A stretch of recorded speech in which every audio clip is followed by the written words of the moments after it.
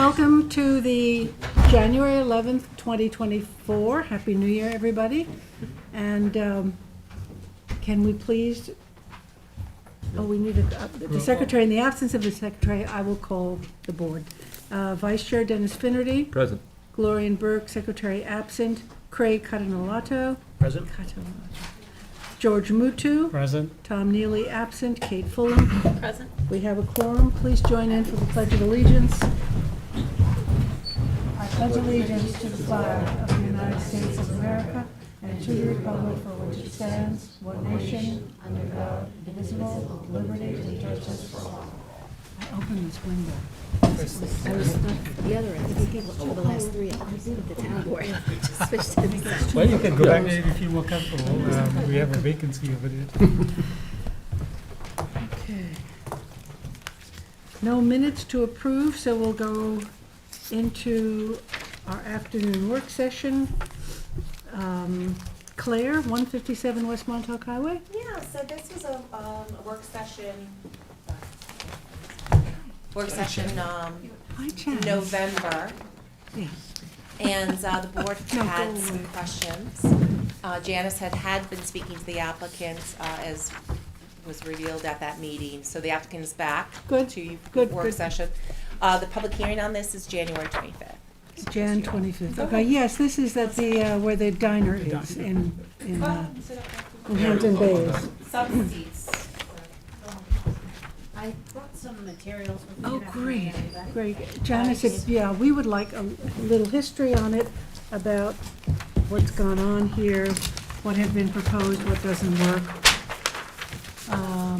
Take the nice one. Other things. Thank you. Stick around. Meeting. Thank you.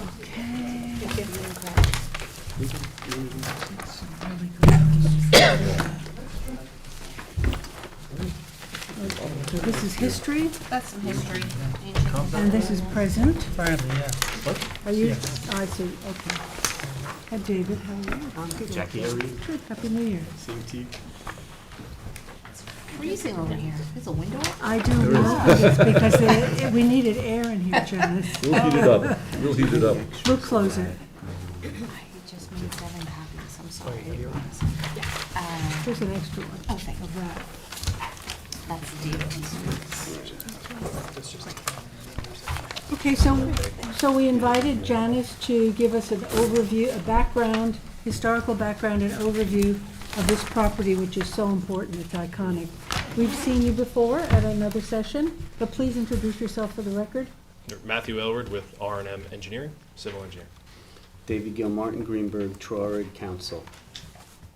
Alex Badalamenti, BLD Architects. Welcome. Great, welcome. And Janice Shira. Janice Shearer, Town Planning and Development Administrator. Okay, Janice, why don't you start out with this interesting corner? Sure. So, just by way of, talking about the bit of history related to the diner, initially, when it was for sale, we did want, at least in planning, and we asked at the time the town board to consider buying it. They would use general funds. They really didn't want to have to do that, burden taxpayers for that purpose, so there was an idea floated to do a swap, which is this. Hand that around. Right, and the basis for the swap, the reason for The that, idea Janice. was to maintain that gateway and move them over. In order to accomplish that, the other part of that, there was 2 parts to that. It was not only to move them over to Where are you the over here? west. So the diner is, as you know, at the intersection of Montauk Highway and 24. Right here. Is right there. And then there's a parcel right next door to it that you'll see it says Southampton Town. Town We purchased owned. that with CPF. And the notion at that time was, what if we asked the then owners, it's my understanding this is now new owners, new contract, new lease, the then owners, if they would be interested in us, same for same, you see in the survey I gave you, same amount of land for same amount of land, Right. move them over. We would take control of that gateway piece, and also as part of that whole thing was to extend Good Ground Road, which was not We had no exit embraced by the yet. community. Uh-huh. People did not like that idea of letting traffic into Hampton Bays.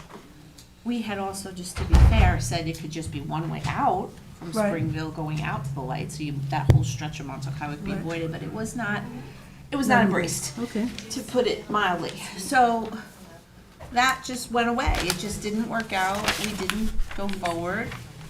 Also, And- wasn't the mechanism complicated here? You had to, No, it was just a matter of, well, there was an alienation Alienation, component. We yeah. did get state approval, and it had to go on a ballot.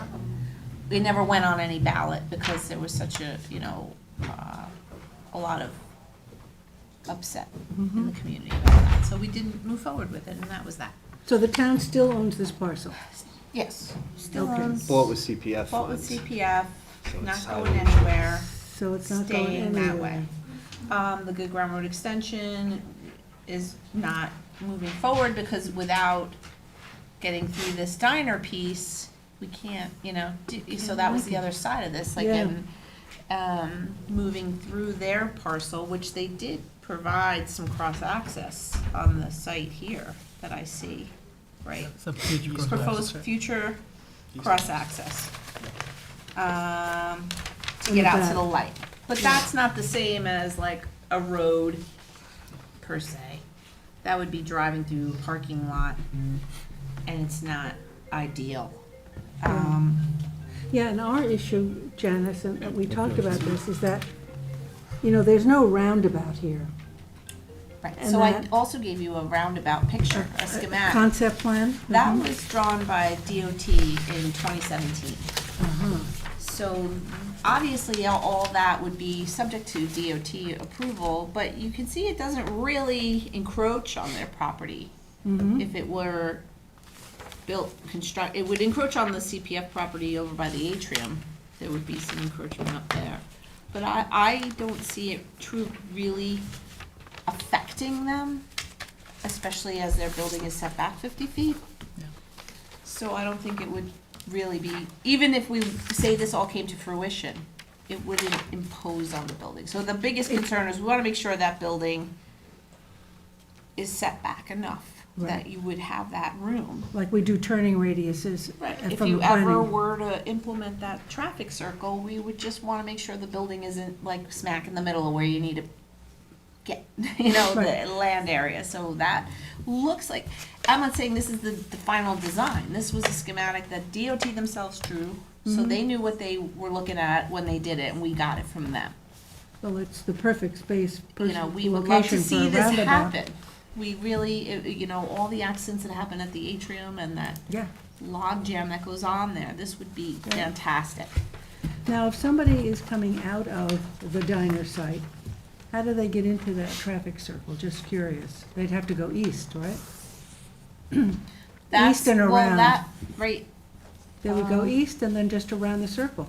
yeah, Yeah. you just would, That's Feeds it. right into it. That's nice. It feeds into the circle. so it's not Yeah. terrible. It No, would, it's good. I don't know how you all feel about your design based on not this knowledge of this schematic, but you should consider it. And then the final piece is I gave you from the comp plan a little picture, yes. Yeah. And that was just, is there an extra one? Do you want to keep this one? Sure. That's just from the comp plan, and that was the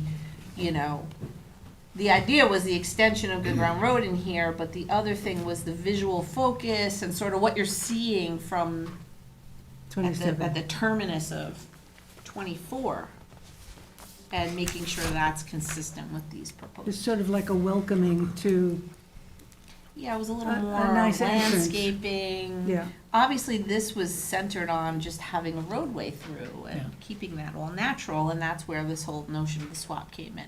So, and you kind of see the building in the background. So, looking at the elevations and the renderings, I would just say, it would be good to, if you're Keep going to this do in this, mind. to design it, to Right. keep this recommendation in mind. Well, the issue that, when we looked at this site plan the first time when you were here, lining the driveway up, in terms of traffic in and traffic out, was tricky. But there's something here that has to be maintained. What was that? There is a drainage A easement. drainage from- easement. To the recharge basin of the A state. drainage easement, so it pushed you way over to the west, right? To the east. To the east, right. sorry. Yep. So that, Yes. so that made it even trickier in terms of getting in and getting out. Well, it just didn't allow, it didn't allow us to then take that building that was in the back and kind of shift it forward, right? That was really the Yeah. conversation in that. That's why Yeah. both buildings were kind Yeah. of staggered to the east of that easement. Yeah, yeah, pushed over there, yeah. Yeah. But in light of that, I think we also weren't really up to date on what was happening with Good Ground Road extension. Well, unless, that you that know, just someone wants to explained. bring it back to life, it's pretty much gone, you know, like it was It's a pity foreclosed to on. work so hard on a good And road it, extension. this property, and this is, I only have one copy, but you're feel free to check it out, Yeah. and pass it around. That was the concept there on how to create that, So like a roadway, even a parallel- one-way roadway, you know, like Woodbridge, you got a 50-foot dedication there. You have, All the way you know, through. you continue, more than anyone, that this was meant to extend. Absolutely. But, you know, It's parallel to the main street, What- so what it was would have what taken was the load. thinking in opposition to that concept? I'm just- I heard a lot, you know, it's the road to nowhere, blah, blah, blah. It was a road to a light to alleviate traffic on this stretch. But, it just got a lot of bad press, a lot of people were upset, thinking that if they stopped that, then the revitalization of downtown would not have to go forward. I mean, even if it was a bike path, it would be great, you know, even if it was a walking pedestrian or bike path, Oh, yeah, it could be, right? Could be. it could be, You I mean, could that'd be still- great, it could come up through the CPF if it's a bike Right. path, Yeah. you know, so So, that's so another that, so option. that parcel could be used for, Oh, yeah, Passive park.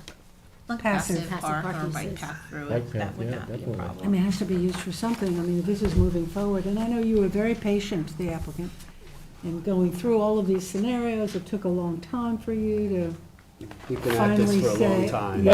And we were Try to involved make- in that in Yeah. the beginning with the and you were very supervisor. cooperative and hopeful and, The thing is that the from what my understanding, the public of Hampton Bays, they don't want the entrance, the gateway to just be like, welcome to Hampton Bays, like, get an X-ray type of thing. So the more you can make it like still a gateway, and the treatment of Yeah. lots of landscaping and more lush, and not just sort of aligning it so you're just looking at parking, is Right. important, exactly. I think, to everyone involved. So, I mean, it is you a know, good- it is good a very ground, critical right? piece Hampton Bays. to ensure that it looks good, the buildings are attractive, and there's a lot of nice landscaping, and of course, people like to have their signs, you know, things about happenings in Hampton Bays on that, or CPF piece. On the you know, right in CPF piece, the front. signage, yeah. So keeping that in mind, and keeping the traffic circle in mind are really all the things you can do at this point. Have there been any updates from the county on the traffic circle? Anybody communicating with them about? We have been. You have, oh, yes, good, tell us. we met with the county, Yeah, yeah. and the county had made no mention of any traffic circles. All they requested was to go to the state, and the state would take lead on this.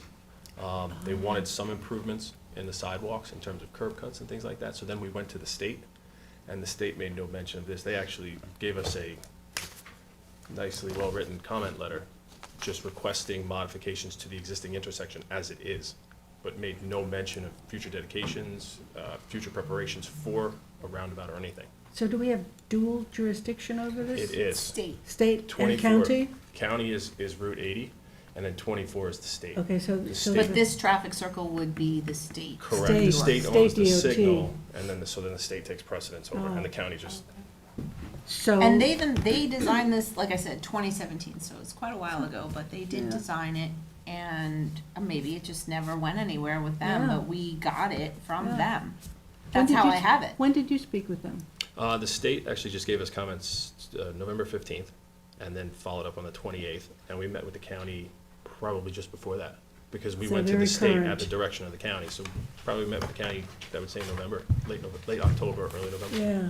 Yeah. So, based on the letter, are there any improvements that would preclude this from happening? Probably Well, not. they're I mean, not- it's really in the existing right of way when you look at it, except for up in here. Correct. They So- actually requested areas of dedication for their traffic signal equipment for the existing signal. Where is So- that? Which spans from here across. So the way the signal is set up today, it's actually on the diner property. Oh, So it they're is? just looking for a small dedication for that new signal, for the existing signal pole. They want to stay on your property? Well, then now we have to give them that piece of property, that small little 5x5 But they area. have that, When you say that big pole right there, and you Yeah. can't, Wait, maybe that's a leverage here. yeah. Doesn't work. So what I'm saying is that all their comments were directed towards maintaining that signal. Maintaining the signal. Right. How big is, what is it, a box or? It's the pole. It's the It's the signal pole? pole that's holding up the length, the span. Uh-huh. Yeah. Yeah, there's a tendency to put utility poles in right-of-ways around here. The one that's on Scuttle Hole Road is right in the, smack in the middle of the roundabout.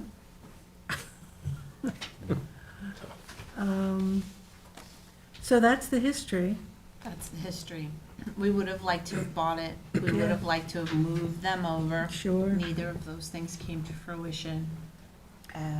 So Now what- we would ask to heavily landscape, keep an eye on the architecture, ensure that it's So the not land just swap is, a gateway into a parking area, really. Yes, so that we're The not. way it was lined up, the way I saw it previously, it was a lot, it was kinda, Is that here? Do we have this? yeah, this.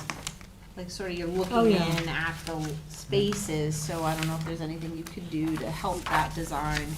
But when you're sitting at the light, you're kinda Yeah, we want to seeing camouflage more the parking spaces, as much the as more you can possible. put, landscaping treatment and things like that. Yeah, we have the 50-foot landscaping from the right-of-way back. Seems like it would be a little bit more than what's in that sketch there, but we can heavily plant that, absolutely.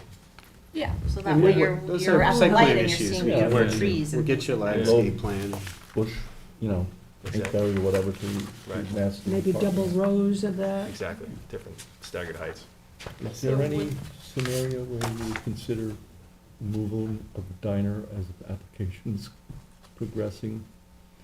Or is your council gonna You advise mean, against that? you mean taking the structure down? We'll consider it. Sure.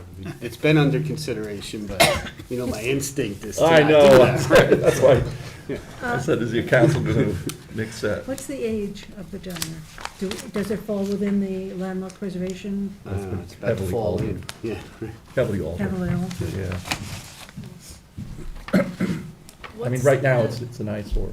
Well, in Ant Basin, Yeah. people told me Well, it's it's for like years. iconic. I So wouldn't say in its Janice, current state it's iconic. No, it's been closed, right? It's also, it was seriously renovated Oh, yeah. years ago, and I wouldn't consider that a contributing No. structure in any sense of the word. No, There's not much to, Yeah, it'd be nice to not have to go through another season with it. yeah. Yeah. As the- So each As a one of these welcome buildings is how many square feet? Safety risk. The front building is 8,000, and then the rear building is 6,000. Right. 6. Yeah, plus or minus, yeah. So And it's it's cumulative- HB, right? Yeah, cumulatively, it's below the 15, And there's sufficient parking for everything. correct. Okay. What's the likelihood of working with the county and DOT to implement, like through site plan approval, the roundabout situation, sort of bringing that back up? I know they issued non-jurisdiction basically. Essentially, so they turned it over to the But state. if we're looking at that planning and saying, hang on a second, let's work together, because if they're, you're gonna be doing the curb cuts and then later, come back, is there a coordination that could happen to sort of like bundle that work? And then you wouldn't have your dedication because there would be no signal, it would just be a roundabout. Right. I mean, that's why I invited Janice to come up here to give us this history, because when we talked about it, yes, we looked at that, yes, we looked at that, I mean, and it's a major planning issue. you know? We would love, I'm sorry. Yes, Go ahead. we have the ability to talk to the state, obviously, we've been in contact with them, and we can Yeah. bring this back to them and see if Would there's you? any, yeah, sure. Yeah. But Find out where really, it's the at other exactly. side of Sort of do it that all is at like once. Fred Deal Absolutely. or Right. Assemblyman or someone who can get us state dollars to put it in is more so Yeah. than the state may be like, oh no, we're programmed out for 5 years, we're not doing that. But that's not the same thing as us saying, we need this, put it in your program and know that and put some federal infrastructure dollars toward it. That's not the same thing as. Did the state get some transportation funds from? There's always transportation money Yeah. out there, and I think that this would be a great project, but we would need other levels of the state to get involved. So it's Yeah. not just at Yeah. the regional level of reviewers. Beyond the scope of It's the town. beyond them. Yeah. They're not going to do, it's at the people who are making the decisions as to who's funding what and programming it out for the next 5 years. So that would be the level that I would recommend. We reach out to Fred Thiel and try to get some coordination with the community who does want something like this. There's a lot of people who thought that having two, one by the canal, by Yes. Reckler, and one over here, would be great, you know. Well, it's interesting because also in your climate action plan, there's a big percentage in that pie chart of emissions that are spewed into the air from traffic, a very high percentage. And boy, do you have it right around here, with all of these, when the traffic is heavy, people are just stalled and polluting even more. So a traffic circle would certainly help in that level too, Yeah, from the idling and. idling, sitting there, yeah. Agreed. Just as long as it doesn't delay us a lot. Oh, We I waited a know, I long know, time I to know. get to here. So you want to build so- 2 buildings, and how many Right. parking spaces do you have? 89. And that's what you need, 89 required, 89 provided. and 89 provided. That's Plus still a type cro- 1 action though. Proposed Yeah. cross-access. Plus a cross-access between both Which west would and then east. coordinate the traffic impact and coordination with the state and the county, so. Right. So, I mean, is there a link from good ground into the cross-access or not? Are we missing a piece? No, No provision. Well, you have a They did recharge put, station. Good Ground The good ground extension. extension? They put future cross-access Yes. on their plan. Right, But again, it's not like we envisioned in that document I have Yeah. circulating. Yeah. It was planned to be like more of a multi-purpose roadway, That's right. and that would not be anymore. That, It's not gonna be a see here, like, that was, the Yeah. idea where you'd have Yeah, bicycling, walking, pedestrian Right. usage, and then cars and lots of trees and stuff like that, and you would be able to go from Springville, instead of waiting at that light to make the left to get Yeah, on so just 24, you another- would just go down that Yeah. road and right to the light. Janice, when was the last discussion? Probably a year or two, Oh, it's been there. ago. so Yeah. it's pretty current, and they're current in terms of. Well, then the changed hands, the gentleman before No, I your think- client. No, Our same, client's had it for about 7 years. yeah. Oh, okay. Yeah. Well, what Same about client. the person that died in Florida? Wasn't he the guy that was before? No, not No, him. Joe's here. stop Passed away. Sorry. Just how you feeling, Joe? Oh, okay, good. God bless. Sorry. So, okay. His heart's going a little bit right now. Is that Charles? You lost weight. Charles? No. No. No. How was the original? So, okay, then that was not the case. I'm sorry, I was mistaken. But the idea of the swap, they were willing to entertain it. It all, Yeah. it got as far as the state saying, okay, but it had to go to a referendum and the town board at Special that ballot time. or part of the regular ballot? It would be on a regular, general election General ballot. election ballot. That's where we put all our land swaps, and Yeah. that would have been one of them. Right. So I don't recall that it was discussed here. Was it discussed with the town board? It was Town board discussed with the decision. town board, Yeah. and then if you go back in like 2017, there was a lot of, negative press about it, and the Right. public consensus wasn't Not to wanted. do it, right. So, I mean, what Janice is doing is trying to impose solid planning concepts here to make this work, because it is a very problematic area. I mean, I'm hoping that people who are coming to these buildings will be able to get in and get out easily, because Yeah. it's That's why we have Matt. Right, he's gonna figure that out. And believe it or not, this is my first seeing of this, but Yeah, the arrangement of the traffic circle, the proposed access that we're proposing and the locations of the building, Right. the access lines up with the roundabout. Get Yeah. right At in the correct location. Yeah. So it's really, what we have proposed will be adaptable to that. with minor improvements to tie into a future traffic circle. So that's, I saw that, like, wow, that's not bad. Yeah, First no, I no, was it's not thinking, bad at all. oh no, we're in trouble if we Not try to, bad. you Well, know. for the purposes of our discussion and consideration, we have to do this without traffic circle. Correct, Yes, we have to look at it. Correct. Could be 20 years out. Yeah. Exactly, and which is what I'm saying, is that the proposed, our proposal for the curb cut can be reused, so the one that we're proposing with the access to the current traffic signal can be modified, minor modifications to now adapt. to the Understood, traffic circle, yeah. you know. Right. Mhm. The buildings don't have to move, but the buildings are fine, the curb cut. Right. parking is State okay. adapt to us after we built that. Yeah, think well, the that's, state will looks adapt like to us that after we is build what that. they're doing here, because that building is there. What's the proposed accessible ramp that's marked on here? That's ADA. That's just the ADA curb ramps. Oh, okay. So there, we have one point in and out. And out a right turn only, right? There's a, No. right, on the west side, there's a right in only, It's if the you're left heading turn. eastbound. You can make a left-hand turn? Yeah. And then, Oh, because there's a signal here, right? and then there's It's the not two a lane left turn. Yeah. exit, yeah. So there's one, you can come in from the signal coming southbound to 24, and you can go north, left, Right. east.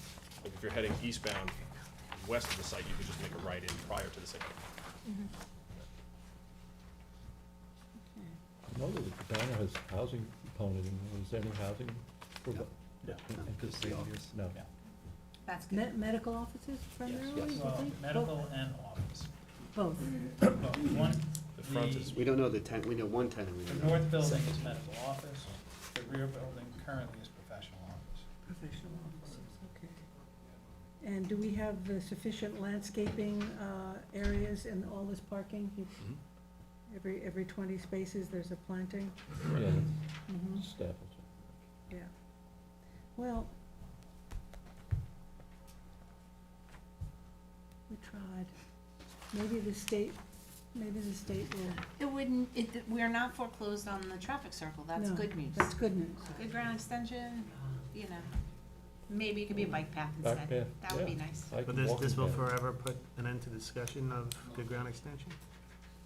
Well, yeah, unless someday someone else, you know, these buildings go away and someone wants to do something different.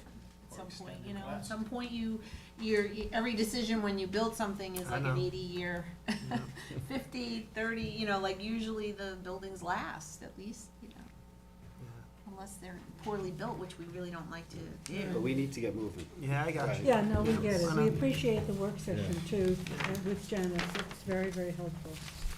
I mean, I just, you know, I know a lot of people are really wanting a diner here or some other use that's in, you know, more befitting. Restaurant, more community. Community driven, but we also are trying to plan a downtown where all that community, Right like next to we the have a vacant luncheonette and restaurant. things like that. Vacant friendly site. We're about the only people that wanted the diner because it was available, right? My daughters and my wife and I love to go to diners, Yeah. but it just wasn't the call for it in this space. And this is what the market is telling Yeah. us that's needed. Well, there's that little restaurant right, oh, it's a big restaurant right next door, right? Yeah, The- Friendlies. Yeah, For the old these- Friendlies. Last 6 months, Yeah. it's vacant. Remember, Vacant. that's how we got the CPF property, because of Friendlies, remember? Yeah. Remembers that? There's a lot of Yeah, don't turnover. forget Was the there a electric. concrete building on one of those lots that we demoed? Yeah, it was a historic building and that was, Okay, well, let us know if something We'll happens. we'll see you in Thank 2 very weeks. much. Yeah. Don't forget the Okay. charging stations in the parking Yeah. lot. Yes, charging stations. If you want to put in a couple of charging stations. Oh, yeah. I'm gonna And any solar components that you can fit into these buildings? I mean, we're not mandating it yet, but Yeah. we're really pushing it because of this climate action plan. gotcha. Thank you.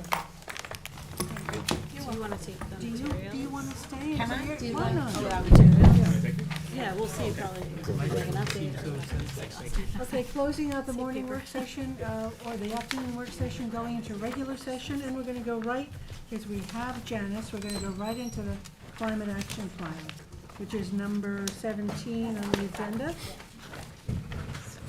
Great, so Seth is coming up. Oh, yeah.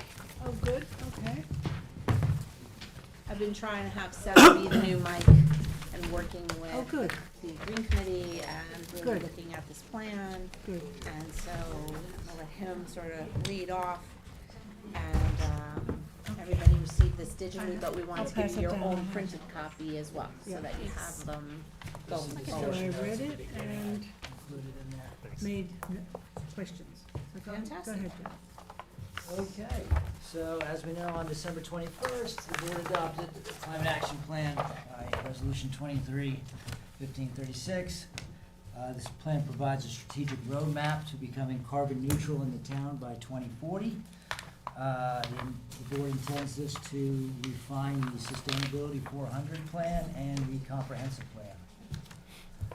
In order to accomplish this aspirational goal, it sets 7 climate priorities that will decrease our greenhouse gas emissions, enhance community resiliency, and improve the ability of the community to adapt to climate change. In passing the CAP, as we're gonna call it, or CAP, if that's okay, basically the town said we are going to base our decision-making on how we can reduce greenhouse gases. And in doing so, we can try to avoid the terrible effects that might come with it. We now find ourselves in the implementation process. Since the Climate Action Plan offers a list of proposed actions, the town board would take input from the planning board on implementation actions. So will that be by code? Well, it can be, Can and that's be. where we're getting your input on that, so. Okay. So, I can run through all the different, Actually, I'm oops. gonna give this out for you. This is what he's reading Oh, from. I've given them out. Oh, They're you gave actually them. page They're one. they're in page. Oh, excuse me, Yep. they're in the, Jackie I don't doesn't have Oh, one. but I don't have it, so I'll take it. Thank you. I'm not sure, is that the right one? No. Oh, it's not? Oh, wrong one, excuse me. I just snatched his papers and, Yeah. I'm sorry, Okay. Seth. Do you have another one, Seth? I do. This is the summary, you're right, okay. Make sure I have the summary, yep. Thank you. Yeah, so we have,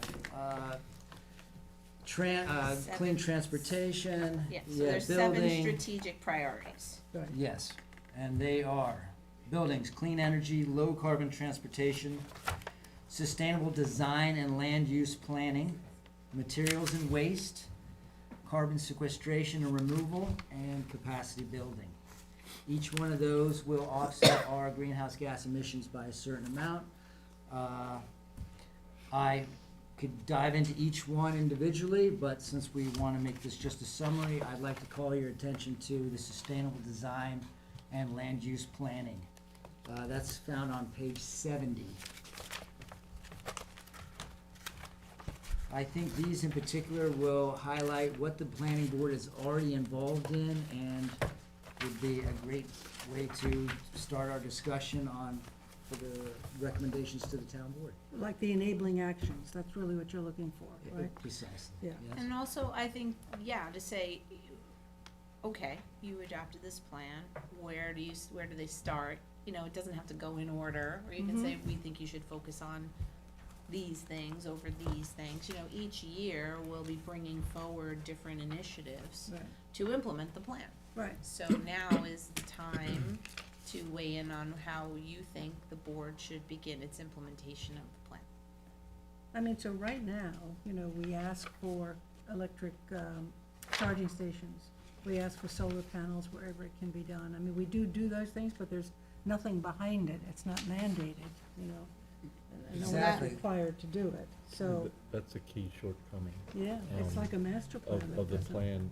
It does not anticipate the town using its regulatory Right. tools. Oh, it does, but that's the question. So like so Seth kind of just laid it out in this document, so we have like a little bit of a, you know, so we go in order. So the first strategy, SD1, is incentivized transit-oriented and mixed-use development.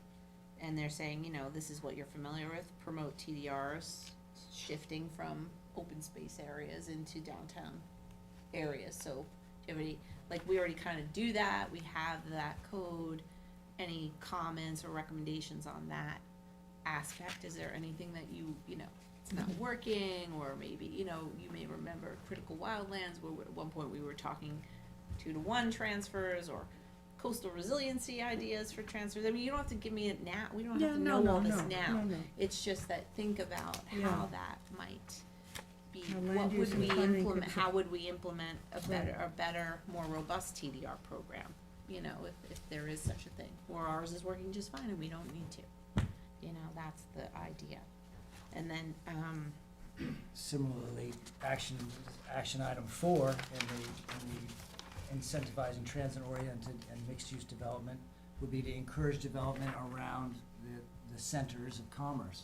This is something I've heard you discuss, and perhaps that's something you'd like to add some Yeah, more. do you guidance. You want- mentioned it 15 minutes ago when I asked about the housing component of the dine plan, no?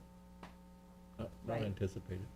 Absolutely. so, Very but good. like, in other words, is there a code that the town board, you would recommend Recommend the code town change, board, enabling codes consider codes Yeah. to to do that, do that? yeah. Yeah. Yeah. Or like a mixed-use, code, maybe Right. that's the answer. We Right. don't really have that, we don't even have that. And we talked Believe it or about that. not, we don't have that. Smart growth, do you remember smart growth? It was all about mixed use in downtown.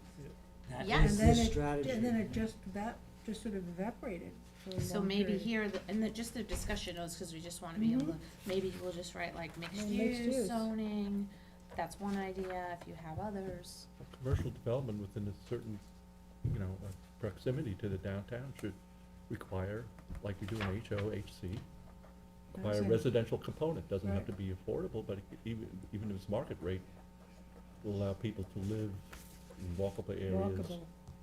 near shopping and, transportation. Okay. We talked about, I remember, this was some years ago, Dennis, you remember, Yeah. putting housing above, like say the Bridgehampton Commons, housing above the stores, you know? So And that that you have, helps utilize existing infrastructure, which is the exactly, whole point. exactly, Think of downtown Sag Harbor. yeah. That's a great example. Yeah, Yeah. there are apartments above most of, all of those commercial spots.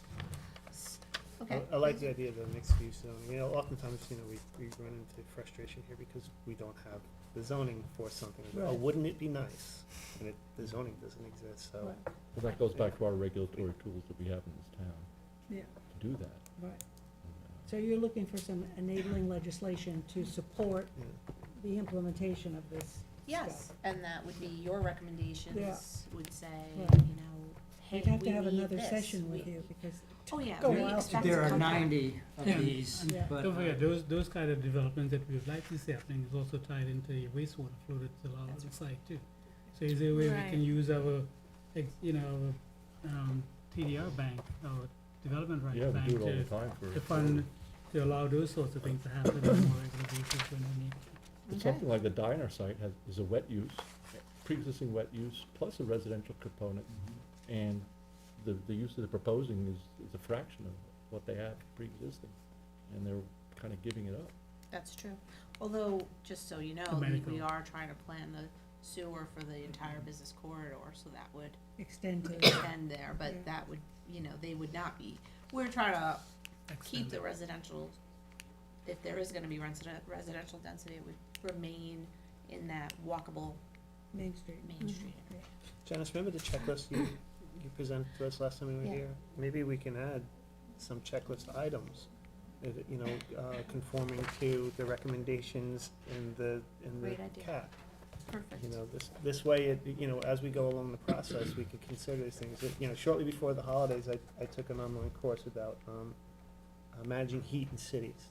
So now, of course, I'm the expert in radiant heat and awnings and the like. But honestly, at no point in the 3 years that I've been here did I consider such a thing. Now that actually makes sense with this because energy costs, reflective surfaces near, glass doors and the like, it's gonna come off. So having a Great. check mark here, when I say, oh yeah, Craig, remember CAP guidelines. That's why we want you to take those Yeah. classes. And They're community housing plan, I don't know if there's gonna be an analysis of where and what kind of housing is needed, but that should be a cross-reference in whatever code structure is put in place for the mixed use. so Agreed. So Janice, you've got 16 years to do this, right? 2040 is the goal. Oh, I was like, me personally? Get going. You cannot lose. Okay, so So action that's five. 16 years, right? So Yeah. I wondered if there's a yearly blueprint. Well, like that's kind year of what we're one. heading toward. Year Maybe you two. can help us develop such a thing. This is like a high level Yeah, plan. this is, yeah. But the devil's in the details and the actions are in the implementation of the Mhm. plan. It's like, you can have pie in the sky, like, yeah, the town should do this, the town should do Right. that. But the truth is, you have to really then look at each one of those things and then we Right. do still need community input on those each things and those strategies and will they really work and is this truly feasible? Right. So it's an ongoing process. So along those lines, I had a question. Do you have a baseline count of any residents, of all the residents that have solar? Is there Certainly, we an could look by inventory or a permits. directory of that? Yeah, we could do a query on GIS. You can. I mean, I think some of that baseline information is really critically important in terms of doing a report. Mhm. Like, so January 2025, it went from 4,000 houses to 8,000 houses that have solar panels. Yes. I think that's just critical to get a baseline from where we start. We Okay, have 16 years to do it, so. great. So action 5? So, yeah, we could move on to action 5. Again, this seems to elicit some great discussion and some ideas. Are we, So- are we having a chance to review this in more detail? Oh, Yeah. yes, Absolutely. yes. This Yeah. is just Yeah. high level Yeah. now. And we just created this sheet, so Yeah, we'll yeah. talk, put it down, Yeah. we'll come back, you'll have more to say, we'll Yeah. put it into a Can you report. tell me where this is? Yes, went- we have it in our offices, we can share it with you. It's a Where- whole big spreadsheet. No, but where is this I know photo? that. Oh, the photo. I went crazy trying to figure out where this is. I know where it It's here? is. It's Hampton Bays. Hampton, near Mecca. Hampton Bays? Somewhere. Oh, Town Point? Towel It's Town Point? Top Point. Oh, okay. I thought Okay. that was mine. Yeah. It is a great shot. If we could, yeah, let's again go back to page 70, the strategy SD1, and perhaps look at action item 5. Again, this would be really in your purview and something you've digested before many times, and that's the creating complete street standards and safe routes to schools, increasing residential connectivity. Your feedback here. would And then be- it says, and require fee in lieu are not provided. So we're not actually doing that. So other towns, like the town I worked for before I came here, you're mandated to put sidewalks in. If you don't put sidewalks in, you put money into a sidewalk fund. Oh, Like park interesting. fee. Like a We've park had a fee. lot of that. We Yeah. don't do that here at all. No. So that could be something Yeah, that but don't you forget, recommend. decades ago, the town board, enacted the whole country road standard, which does not call for sidewalks. True, but if you're doing a, But- safe route to school plan, Mm-hmm. where, let's say it's a subdivision and it's in close proximity to a school, which we don't really have a lot of those left. No. But if you did, or somebody's revitalizing something, or Mhm. something along those lines, and you were like, you need to put sidewalks in, you've had this argument with people. We should have sidewalks, no, we shouldn't, the one off County Road 39 comes to mind. If you just had a code that said you're required to put sidewalks in, Yeah, for unless it's a country walkability, lane yeah. or something, then there's no question. And Yeah. then it's just a matter of whether or not they meet the criteria to put them in, and if they Mhm. don't, we put them in a fund, then we have revenue to put them where we need them, I in the wonder if you same could, hamlet. if you could share the parking fund money, wherever that money is, That'd be easier to take a look at It's sort that. of a invisible fund. But Right. but people pay into the parking fund. But, Sure. but there's no land essentially to really put parking in. You might take some of that or have some earmarks for the, Yeah, so that could be a comment. for Like- for sidewalks. So maybe you'll think about whether or not you require this fee in lieu idea for Mhm. sidewalks Oh, sure, as a code yes. amendment, and then Mhm. recommend whether or not the town board should do that. And then also say, and if you do collect this fee in lieu, it should be available for municipal parking or whatever Right, other right, things you may need. Right. Uh, What is a district energy system? That's using thermal energy. It's interconnected commercial sites which they share. Their energy cogeneration of heat is fluid between sites. That's my understanding of it. Okay, because Bridgehampton Commons was Yes. being high density areas, they can share their energy usage, and, I guess. they're able They to can, produce- but don't, they don't do it now. No, they don't, no, that would be the idea. Yeah. They'd like to incentivize that, develop the idea, do some studies and see if it's something feasible. Certainly something we can consider together and look into. Are we on SD two? The strategies of SD two are those energy, so you see 1 through 8 on page 71. So, yeah, so you see SD one has 1 through 6, those would be what we're looking for, like, you know, your support on implementing them, your comments or concerns on implementing them, how would we go about implementing them, for all of these that relate to land use planning, and any others that you feel But you I wanna don't- weigh in on. The problem is I see a lot of terms like prioritize or participate as opposed to implement. Well, all of it, you know, sure, but how do you participate? That is implementing it. How do you prioritize? That would be It implementing. doesn't give direction, it doesn't really state that we have the regulatory tools now.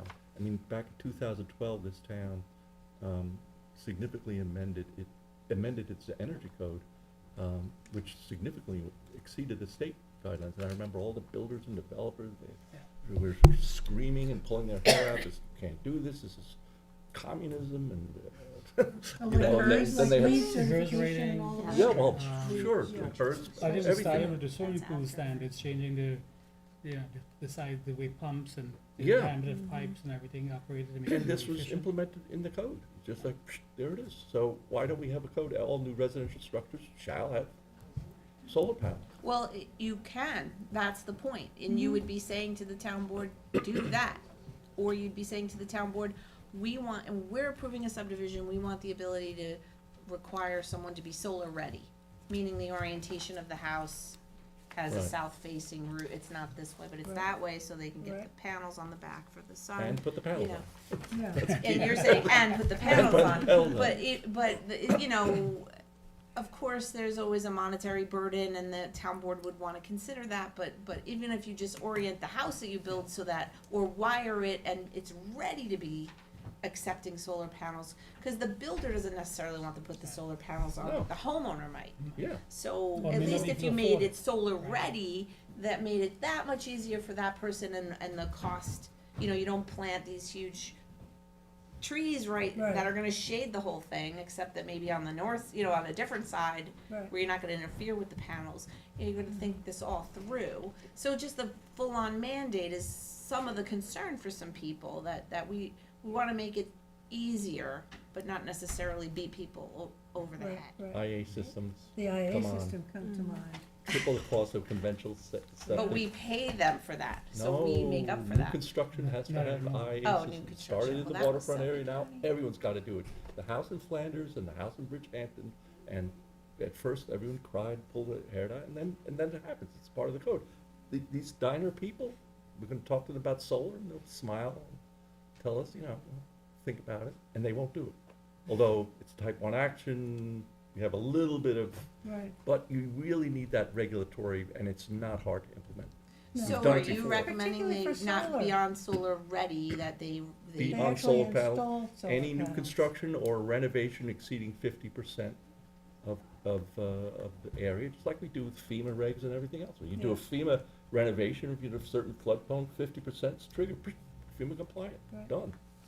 You Now, know, in a they- certain you know- area of maybe the south-facing roof area, Yeah, that's you how know, you the get- detail of it, That's how you get compliance. yeah. Throw in It's like on-site recyc- battery energy storage. It's like recycling, you know, when recycling Go was for the gold. mandatory, that's when people, it took a while for people to gear up, but, and the same for the, battery chargers, car chargers, you know, Well, yeah, that same thing in Same commercial thing. parking lots. all commercial EV parking. car, Yeah. I got require EV car charging stations. Right, Yeah. Renovations over 50% require solar, and right, solar ready regulations. right, On-site battery storage, right. which we already do, I mean, Yeah. most people, If you have Yeah. solar, Yeah, it makes right sense now. to also include that, right, versus like connecting back into the So I grid. don't It's a expect that we'll resiliency give you issue. more, yeah, because you know. you Yeah, have- we want This you to be could able to go get on to, for this some could go time. on, But but certainly keep, the land this use is exactly area. what we're looking for Yeah. your feedback and for your ideas to then bring to the town board and say, here's what the planning board thinks you should start with as far as implementation. And then they're gonna say, here's what the green committee thinks you should start with implementation. And we'll go to the community, where do you wanna start? Right. And that's how you, Are you know, you we have to doing- begin. Are you going to the other boards, like the conservation board and those boards? We didn't, but we could, so, I think the conservation board would be a good place to get input. sure. Mhm. I mean, it would Very be good. new, we don't typically go there for referrals.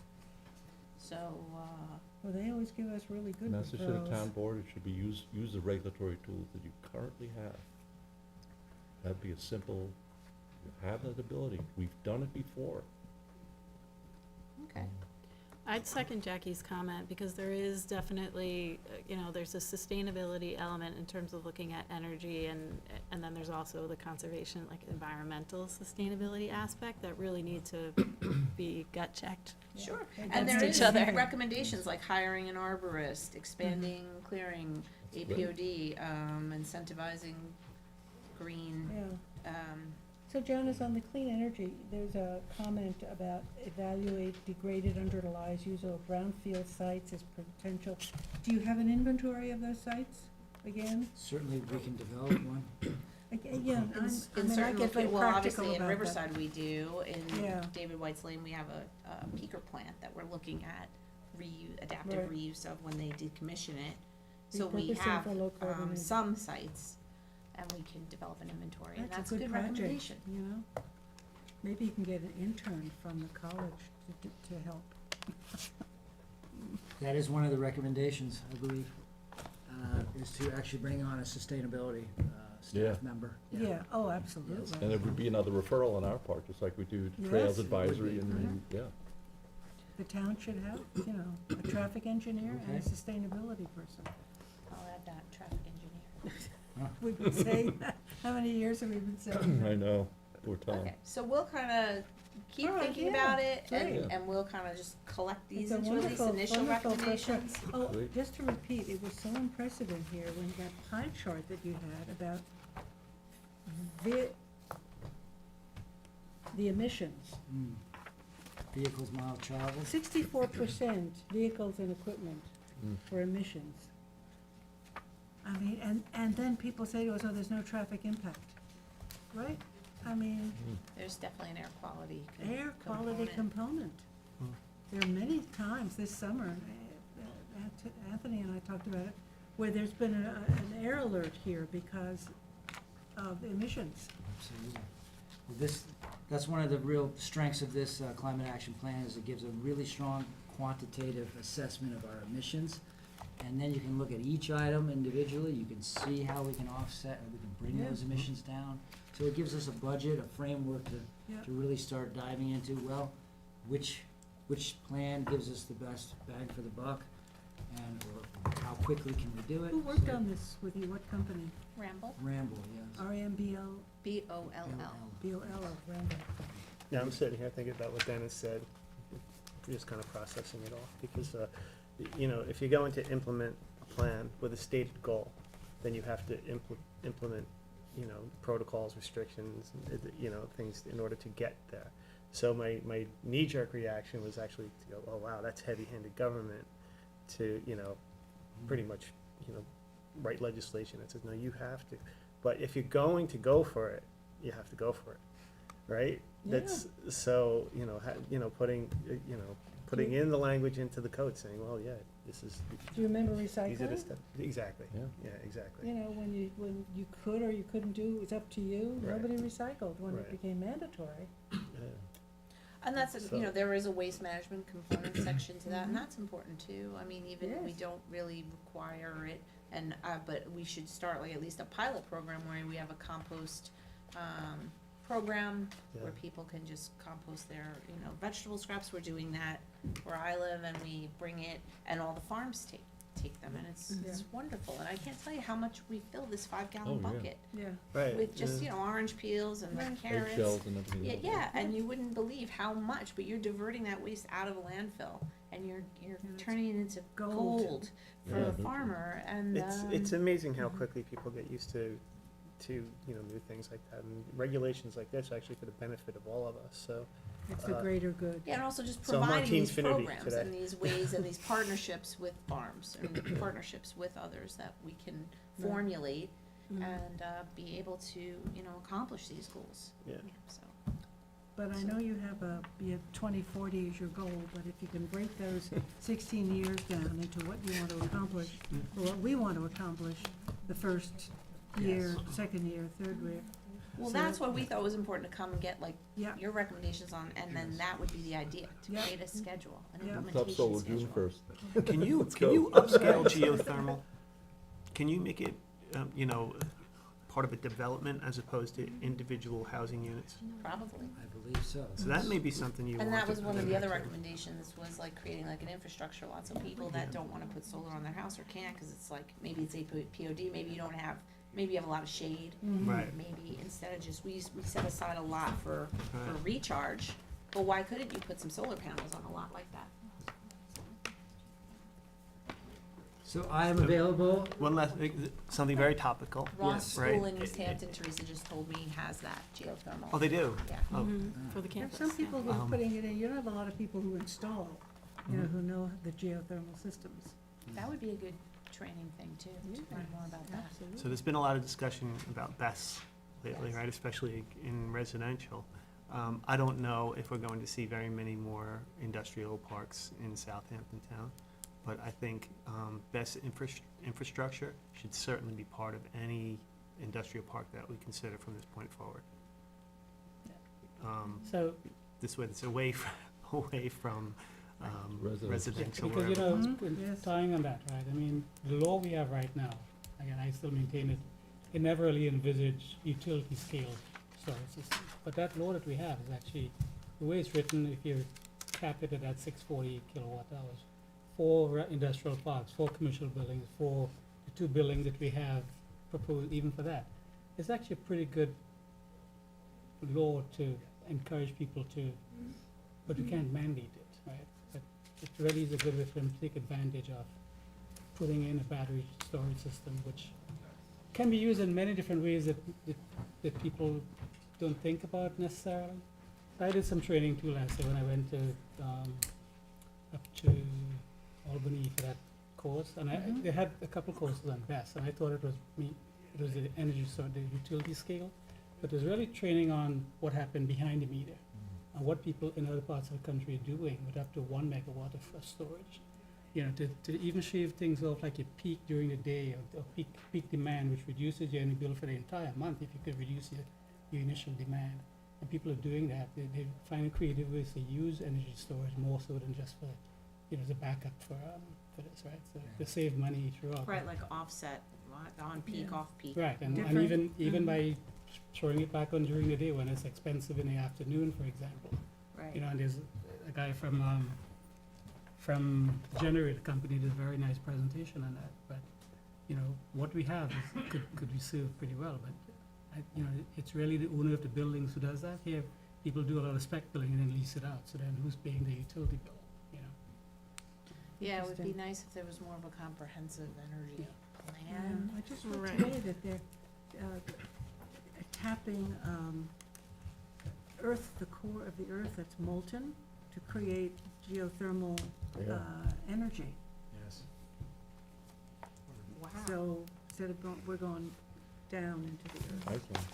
Tesla. Iceland's all geothermal. It's Yeah, just right. amazing, amazing, everywhere. Clean, free. Wow. Well, yeah, they're built on. Sometimes they're organic. too Yeah, the Geology geothermal. is different, yeah, I mean, Disruptive. it's a lot. Thank you very much. Thank Thanks, you. Janice. I'm Thanks, still here for one Thank you. more. I'm sorry, Oh. all people in the audience. So is this who the have to listen to Riverside, me. the Riverside Teresa's Sewage always Treatment One Plant? last, yes, thank Okay. you. Thank you very much. Thanks, Thank Janice. you. Available. Number My 6, solar system Number since 16. 2020, October, has eliminated 127,000 pounds of Wow. Just yours. just mine.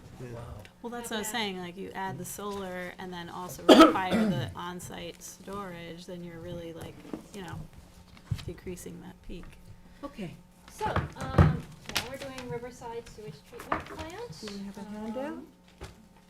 Which is great. So this is a supplemental GEIS. I just wanted to give you a moment of background. Supplemental to, So we did the Riverside oh, the route, Riverside, and that zoning is all predicated on there being the sewage sewage treatment. treatment. And so ever since we've been working on the sewage treatment side of things, which is to, as you know, in the enterprise zone subdivision, that's where we've been aggregating properties.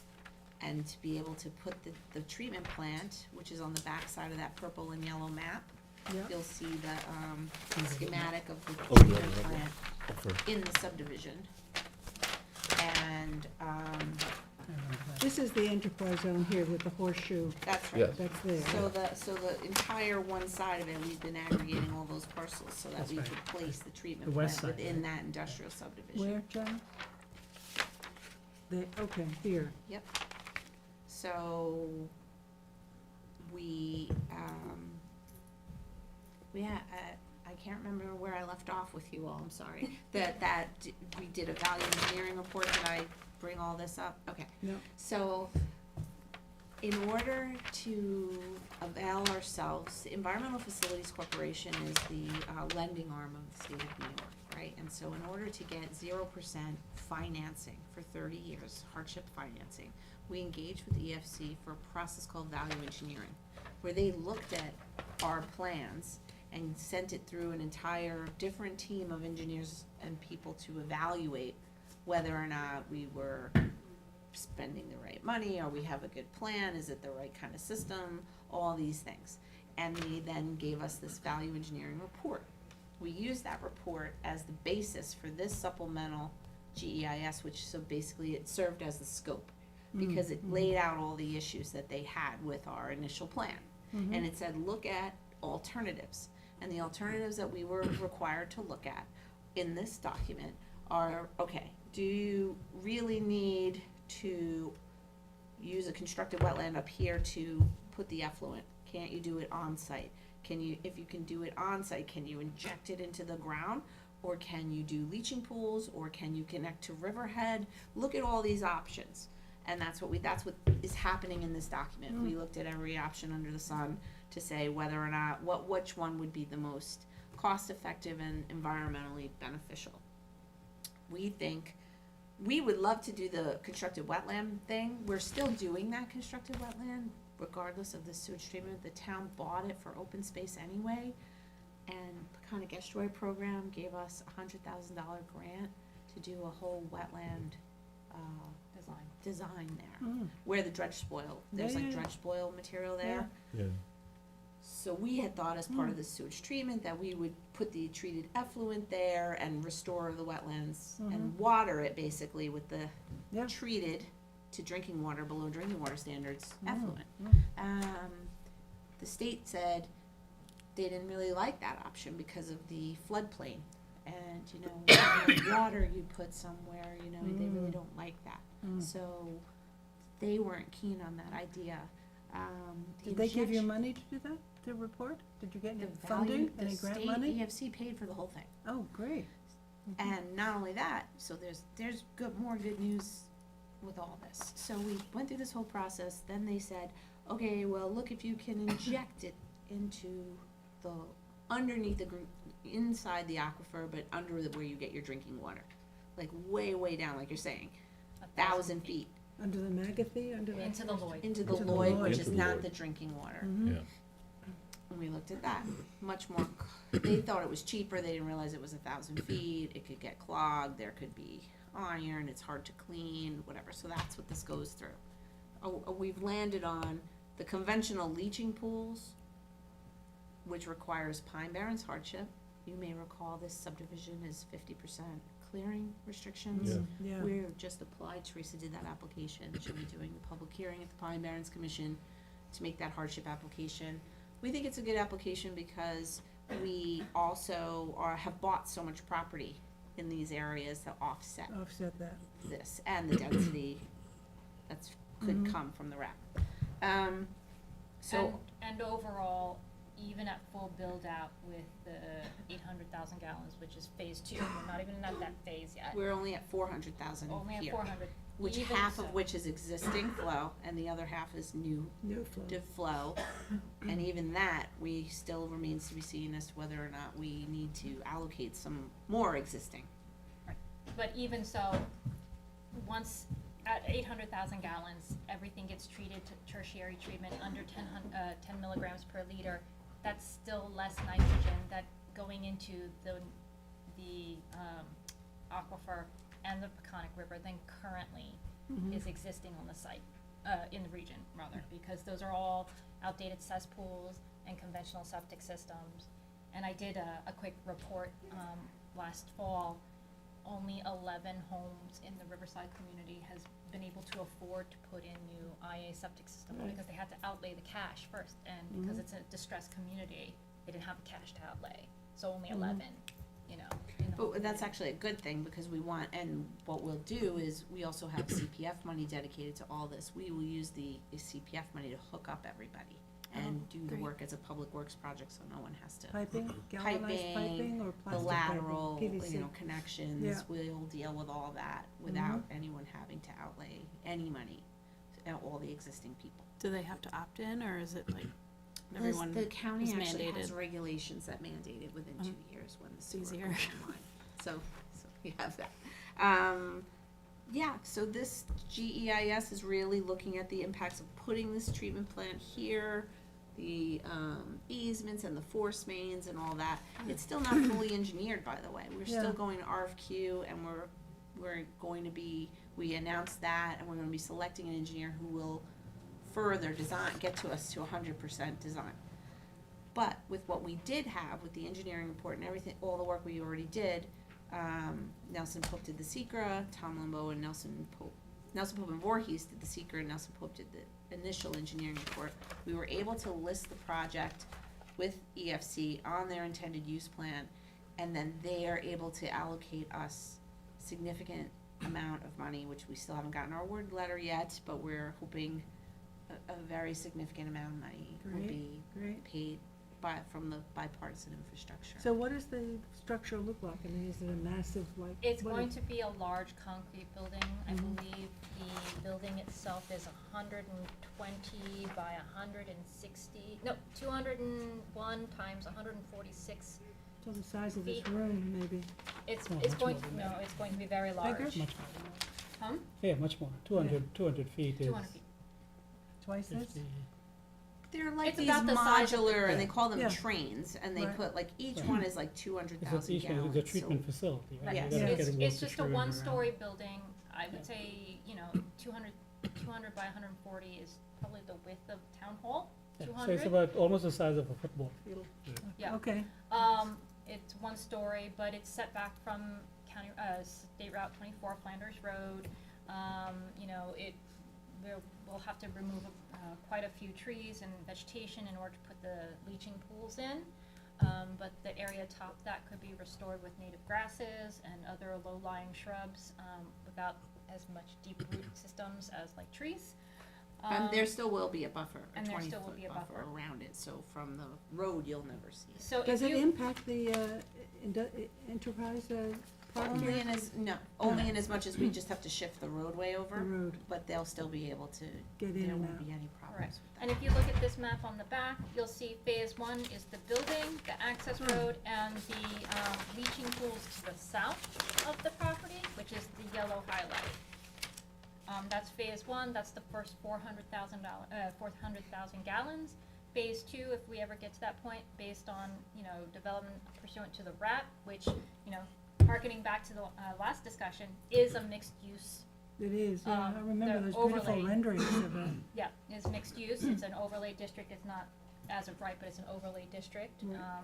If that ever gets fully built out, we will have to do phase 2. But we're working on getting, full engineering plans on that. Great. It's, advanced planning. It's terrific. Really good. So Very just, impressive. just to go over the alternatives again real quickly, the reason why we can't go to the Riverhead sewage treatment plant is, they don't have the capacity to, accommodate the Riverside community. Also, it's prohibited by their town code.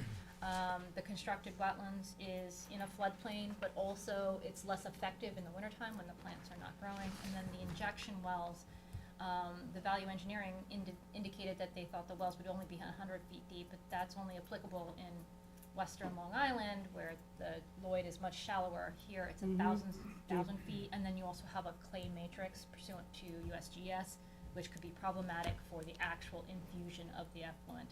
And I don't know if Suffolk County would ever agree to Yeah, they injecting. wouldn't even call me back when I left a message about injection wells. We wanna put wastewater in the Crickets. aquifer. Not like in Call me back. in the Right. groundwater, I mean, it's Not something that the happening. EPA can permit. It's class 5 non-hazardous material that could be injected under EPA regulations, but, the county doesn't seem There've been very friendly studies towards on it. it that it's not It's going just to too affect new it. and they Yeah. don't wanna be Yeah. bothered, They're and we planning don't to do really that, like it it's either. actually, in California, they're looking to recycle it back into drinking water.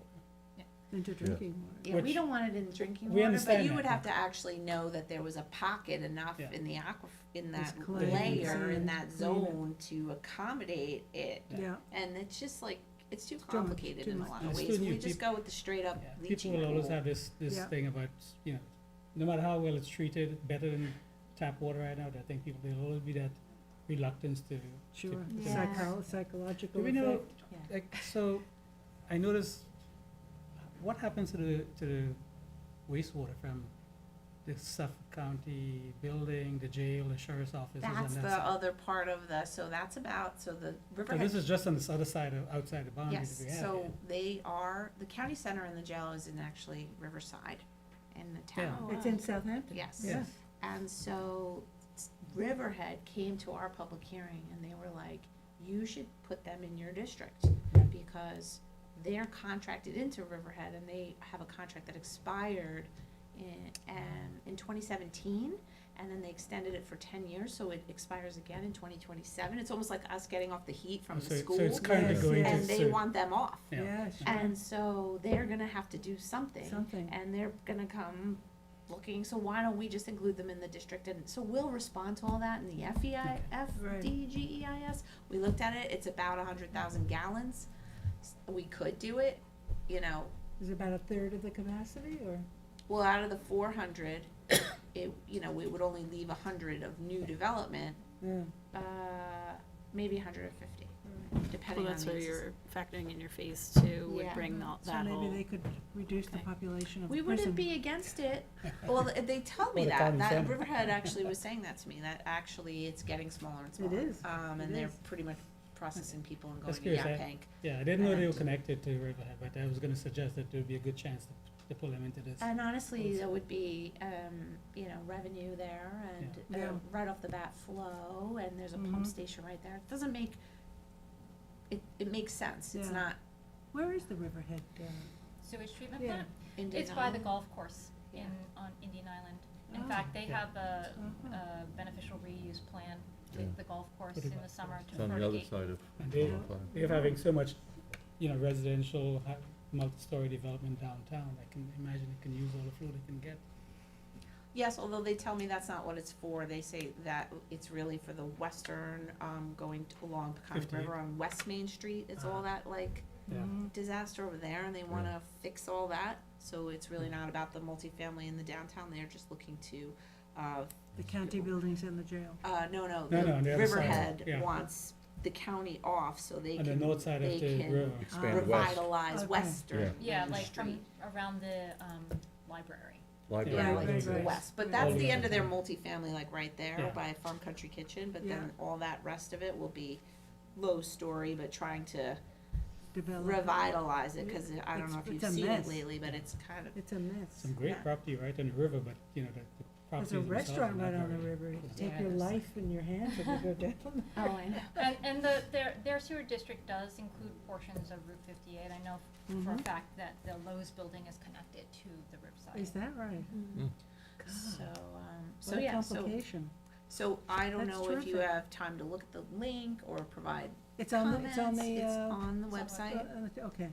the record's open and it's gonna stay open until at least February, so we can come back Is and there an think action about it. required on our board? Are we We involved? would like you to comment on the record, but the record's gonna be open for some time, so if you Okay. don't necessarily have, your thoughts aren't all ready yet, we can come back.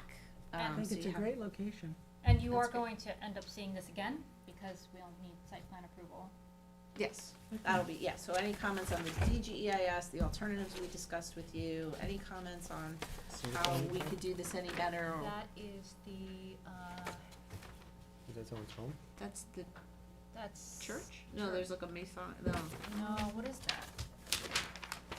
It's just Let's see, that's Head Start is right there, this is the bank, this is Head Start, this is, I don't know.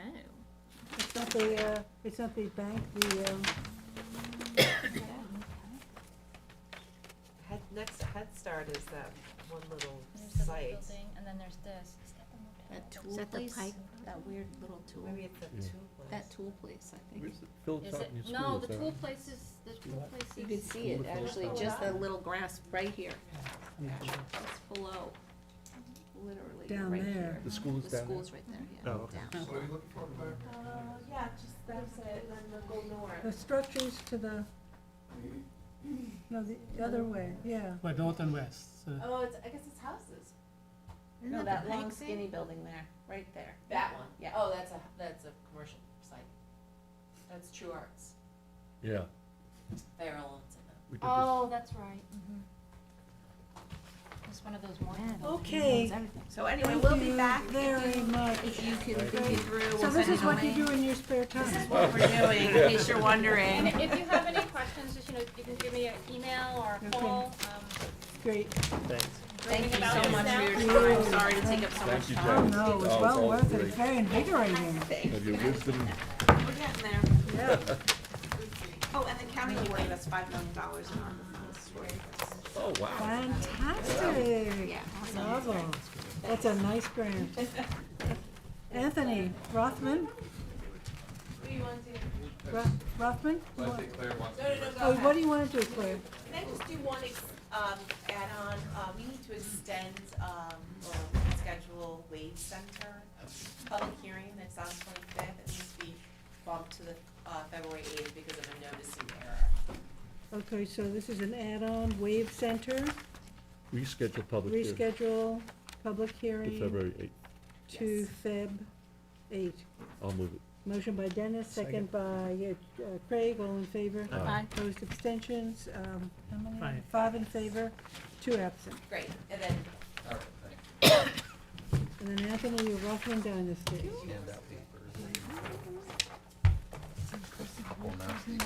Yeah. Thank you. Yeah, yeah. Something, just to share some math. Okay. Thanks, Anthony. Everybody remembers Rothman Dynasty. Yes. So, you might recall, we had a discussion last time, actually we went through the resolution, which, I gave to the board. So, you might recall the big discussion, everything was largely, we went through everything. The big issue was, if you look on the subdivision map, was that second, access on Access. Seven Ponds Town Road. I'd suggested at the time, let's finish up on 239, referral to the Conservation Board. The Conservation Board did it last night, they reviewed the application, they approved the plan as proposed and as written in the resolution, including the driveway, with the second driveway, which would sit at 82 feet, closest point to the wetlands. You know, with no recommended changes from them, and in the interest of not sending this back to Health Department for revised maps, with the Conservation Board making the recommendation, I'm okay with the second driveway. If the board's okay with it, that'll be your discussion. But if we go to page 5 of the resolution, like I said, we went through it last time. That little grayed out area, I just have to put in, Dates. and what the highway superintendent, the sheet that he was asking for. So on the bottom of page 5 is an updated resolution. So we had some changes to the map required by the town engineer. B was depicting the disturbed portions that have to be revegetated. The postal delivery house numbers, remove proposed structures and building envelopes, adding a notation regarding declaration of covenants and restrictions, and the common driveway easement, another notation regarding compliance with the zoning ordinance, specifying the wetland setbacks, so we see all the wetland setbacks, 200 feet, 150, 125, just like a notation, say structural, septic, that, we have it on there. And indicating if the open space is to be dedicated to town, which is my understanding the applicant, the owner is doing that. And then the access on the 7 pound, that's only gray there to see if the planning board wants any changes to it. If the board is okay with the map, then I would just simply delete that. Payment of the park fee, removal of the roadside stockade fence along 7 Ponds Howe Road, reducing of all fencing along 7 Ponds, lower 7 Ponds Road to 4 feet in height, which is what is permitted under the code. Declaration of covenants and restrictions, no further subdivision of any lots, no lot line changes without planning board approval. All new utilities shall be installed underground, no new utility poles for overhead utilities, 3-inch drainage requirements for runoff, coverage under the speedies requirements for the DEC. We're on page 7. Retention of stormwater runoff before, during, and after construction. And this is where we start getting into the wetlands specifics. So lots 1 and 2 are going to be subject to a naturally vegetated, non-disturbance, non-fertilization buffer. Given the odd shape of the wetlands and the odd shape of the lots, it varies in width from 70 feet to 100 feet, and it's shown on the map just like that. And that prohibits really anything from going on in there. Lot 2, which is the new vacant lot. So the board understands how the wetland, sure, maybe some of the newer board members know, but there's different wetland setbacks that get applied to vacant versus already improved properties. It gets a little wonky with subdivisions sometimes, but we largely keep it consistent with what the Conservation Board does. Anthony, by putting the current wetlands regs into covenants, is there a possibility of these regs become more stringent, that future landlord is gonna be waiving these covenants that say, I'm governed by these standards? Why don't we do a generic, some sort of a generic, or just a condition? I mean, Christine isn't here, but are these things that you'd want in a covenant? What we normally do on 239B, the referral are the covenants as it relates, because we do the same thing. This is what the Environment Division would do if they were processing a wetlands permit application. Right. Is they would apply the wetlands, and because what happens is because the planning board is acting as the conservation board, what happens is, this is good for 3 years, by the way. Right. Those setbacks are good for 3 years. If they don't build or do anything within 3 years, they have to go back to Marty's office to get a wetlands permit. But I thought the covenants basically are recorded, filed, and run with the land. I mean, Tracy, If I may. sure. In the event that the wetlands change and they are less stringent than they are currently, if they're more seaward of where they are currently, they would, whoever goes in front of the Conservation Board for a wetlands permit, they still have to comply with your covenant, but the setback requirements may change. But if your covenant says this is the setback from this line, that's what they have to comply with.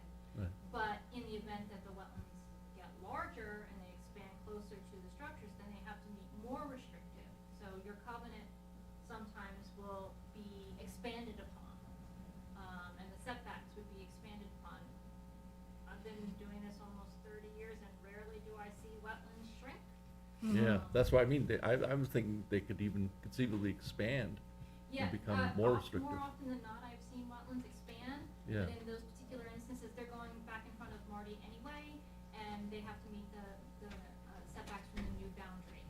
So you don't see any problem? I know, because I think what happens, Marty, I see what you're saying, so no, but let's say the wetlands do change, after the fact. Well, yeah, so now it would be conforming, let's say something happens, the wetlands expand, that new structure is no longer in conformance, okay, because that's what happened, the wetlands expanded. But anything that they propose after that would be subject to 125 foot from that new wetlands line, by the way. Right. That's how it would be done, so if the wetlands expanded and then if they go to do something subsequent to this approval, they would be measuring it from the new wetlands line. I mean, to me, when you put down numbers, almost seem cleaner compliance to current wetlands, and, but I don't wanna belabor the point. I mean, I'm But gonna be it honest, matches this the is map. just how we've been doing it, like Yeah. this as a covenant. Okay. Mhm.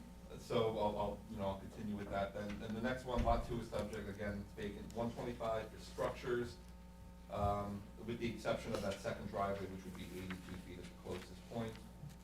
Lot 2 is subject to a 150-foot setback for septic system.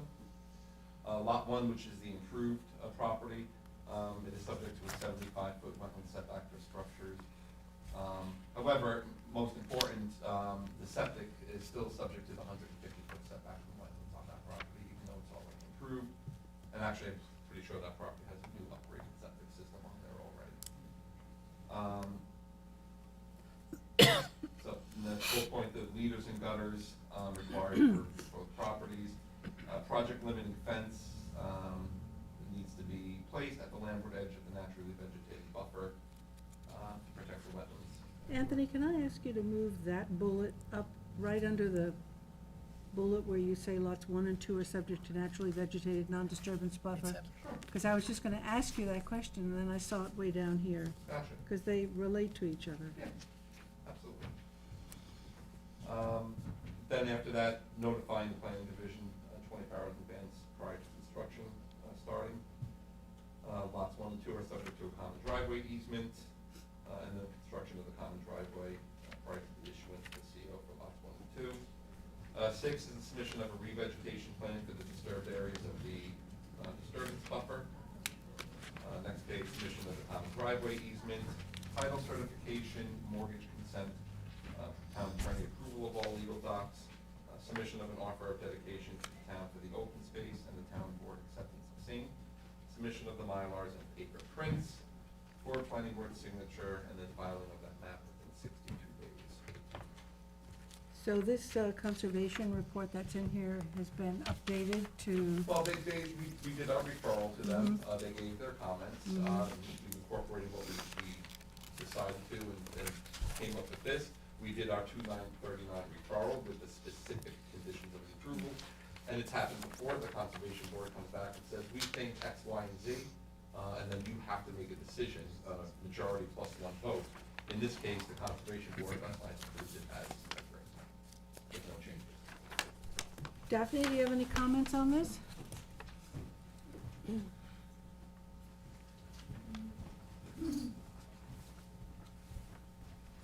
Daphne Vaughn, Surfside Environmental Planning. Really, this is all in keeping with the many discussions we've had over the past number of years on this subdivision, so we are fine with this. Any questions from the board? The driveway out to Seven Ponds Town, is that one of the covenants that is governing construction, keeping the swale?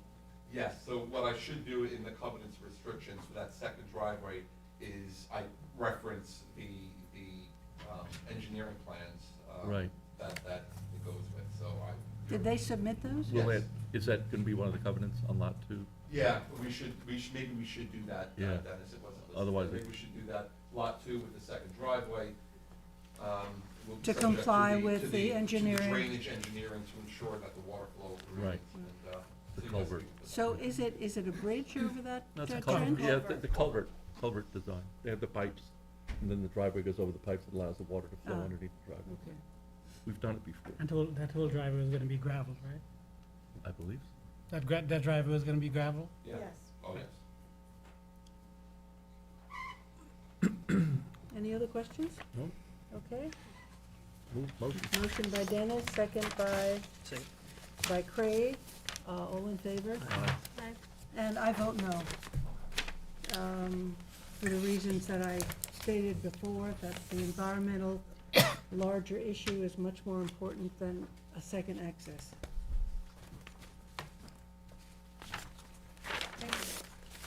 Thanks, Daphne. All right. So, next one is hold stables uptown. So for the record, we did the pre-application for this one in 2015, and today we're actually setting the performance bond finally. Okay.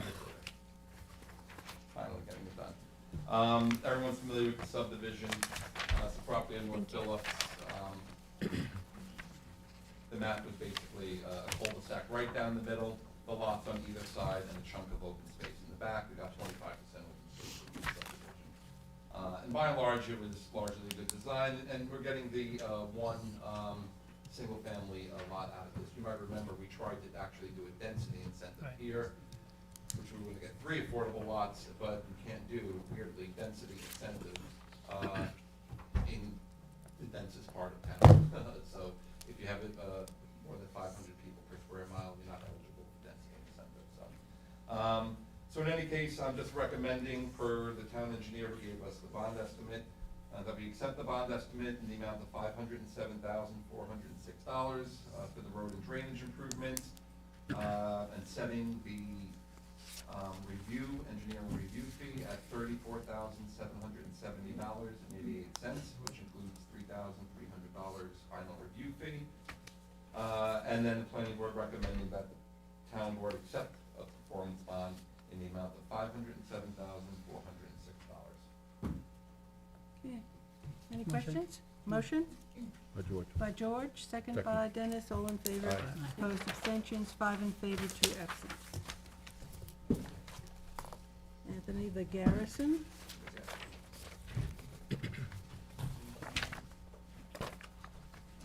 Board might resign here after How are you, John? Happy New Year. Hey, Lisa. And so we start again. Yeah, I know. Still writing 23 on your checks, like me, right? 2023? Yeah. Are you? 2023. You have to scribble them out and initial They do them. 4. Thank you. So if the planning board, this is right on the north side of LIRR there, Old Country Road and Lewis Road, right in these quad. Just so the board knows. You got, this is town-owned land right across the street here, so this is preserved land. And we're currently looking at a subdivision of this property with conservation easements running along this side. We've looked at this before, we're doing a pre-app. This is a property, they showed a yield map, I believe showing 6 lots altogether. 6 lots, and they do account for the park area. The planning board said we'll take a cluster plan here. The reduced density cluster. Yeah, and Which they is- submitted a cluster, it's actually reduced density, Yeah. 4 lots, gets you out of the affordable housing requirement. It's your preferred plan, too. Yes. Preferred plan, they're doing 50% total. They also got a building permit already to build one of the houses, so that's already under construction. And they're splitting the open space, some to the south, some to the north.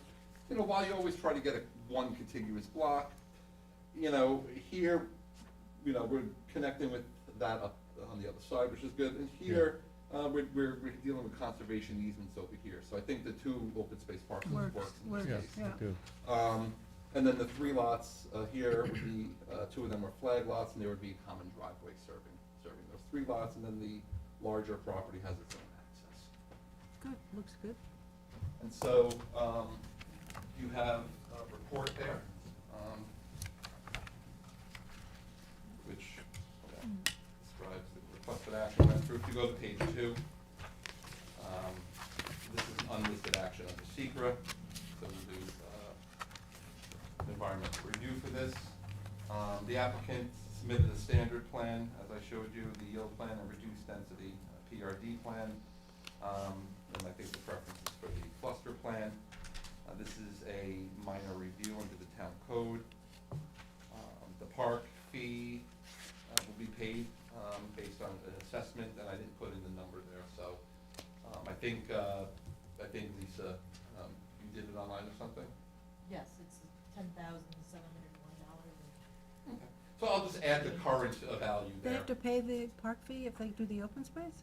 Yeah. Yeah, Yes, that's right, because they're unless not there was some dedicating type it, yeah. of, yeah, we've Yeah. had this. That usually makes that face when we have this Double discussion. dipping. We had a public hearing in November, it was closed at the 10-day, we didn't have any comments here. Referrals to the fire prevention, their standard comments, and note on the bottom, the area served by public water and fire hydrants. The town engineer provided comments, Just some basic stuff from page 3 and 4. Actually, very little from the engineer, nothing particularly urgent. They will submit a common driveway plan at the time of the final application, which has to be stamped approved prior to signature. Conservation Board came back with some comments. They noticed the woodland type on the property. They noticed this construction going on. Pre-existing, they noticed there's partially cleared areas.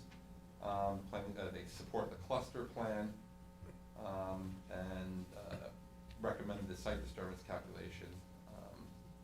To note that if you're adhering to the club standards of the Central Pine Barrens, so we did, in fact, put that in our conditions. I just want to check something here. Yeah, because it's in the aquifer in Central Pine Barrens. Highway superintendent said they would need additional information regarding aprons and drainage before they can make a determination. So they'll get that information when we get it at the time of the final application. Trails Advisory said there were no trail implications. Health Department just simply said they have jurisdiction over this project, but they don't have a pending application. The Central Pine Barrens reviewed and came back with some comments. They note in here that it's subject to the club standards. They also note that it is going to be the planning board that has to make the determination as to whether or not they conform. I won't go through all their stuff because it's not particularly urgent. I just would note that the one comment they made, which stuck out at me, was that technically speaking, under the club standards, if you're doing 5 or fewer lots that conform to the zoning, it's not considered development in the compatible growth area. Would because this is a cluster plan and the lots are smaller than what the zoning would allow, they raised the question. They're saying that would then therefore not be exempt and therefore would be considered development in the compatible growth. I would submit to this board that I think this board can make a finding that a cluster plan and the Yes. reduced density Right. is consistent with. I think You know. so. So I just wanted to note that if you see that, I it's saw that. a little strange. And then any of the other comments they made, frankly, we're gonna go through each of the club standards when we get there, so it's all gonna pertain to the clearing on this property. So as terms to recommendations, planning board supports the reduced density cluster plan. Number 2, I do note on here, they're showing roughly the 3 undersized lots are 40,000, they're just over an acre, and one of them is around 39,000 square feet. So I'm recommending the R40 zoning setbacks. The map they showed, they're asking for R20 setbacks for those properties. I think John would like to talk to the board about that.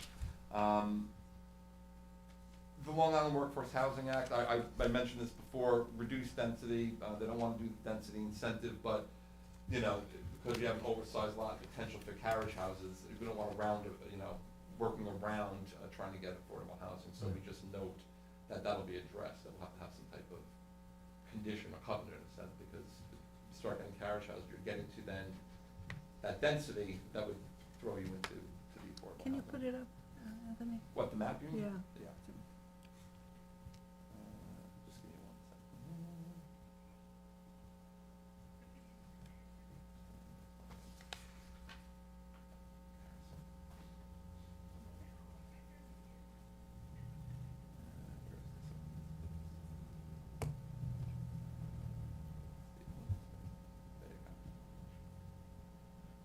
There you go, open space, and the lots clustered in the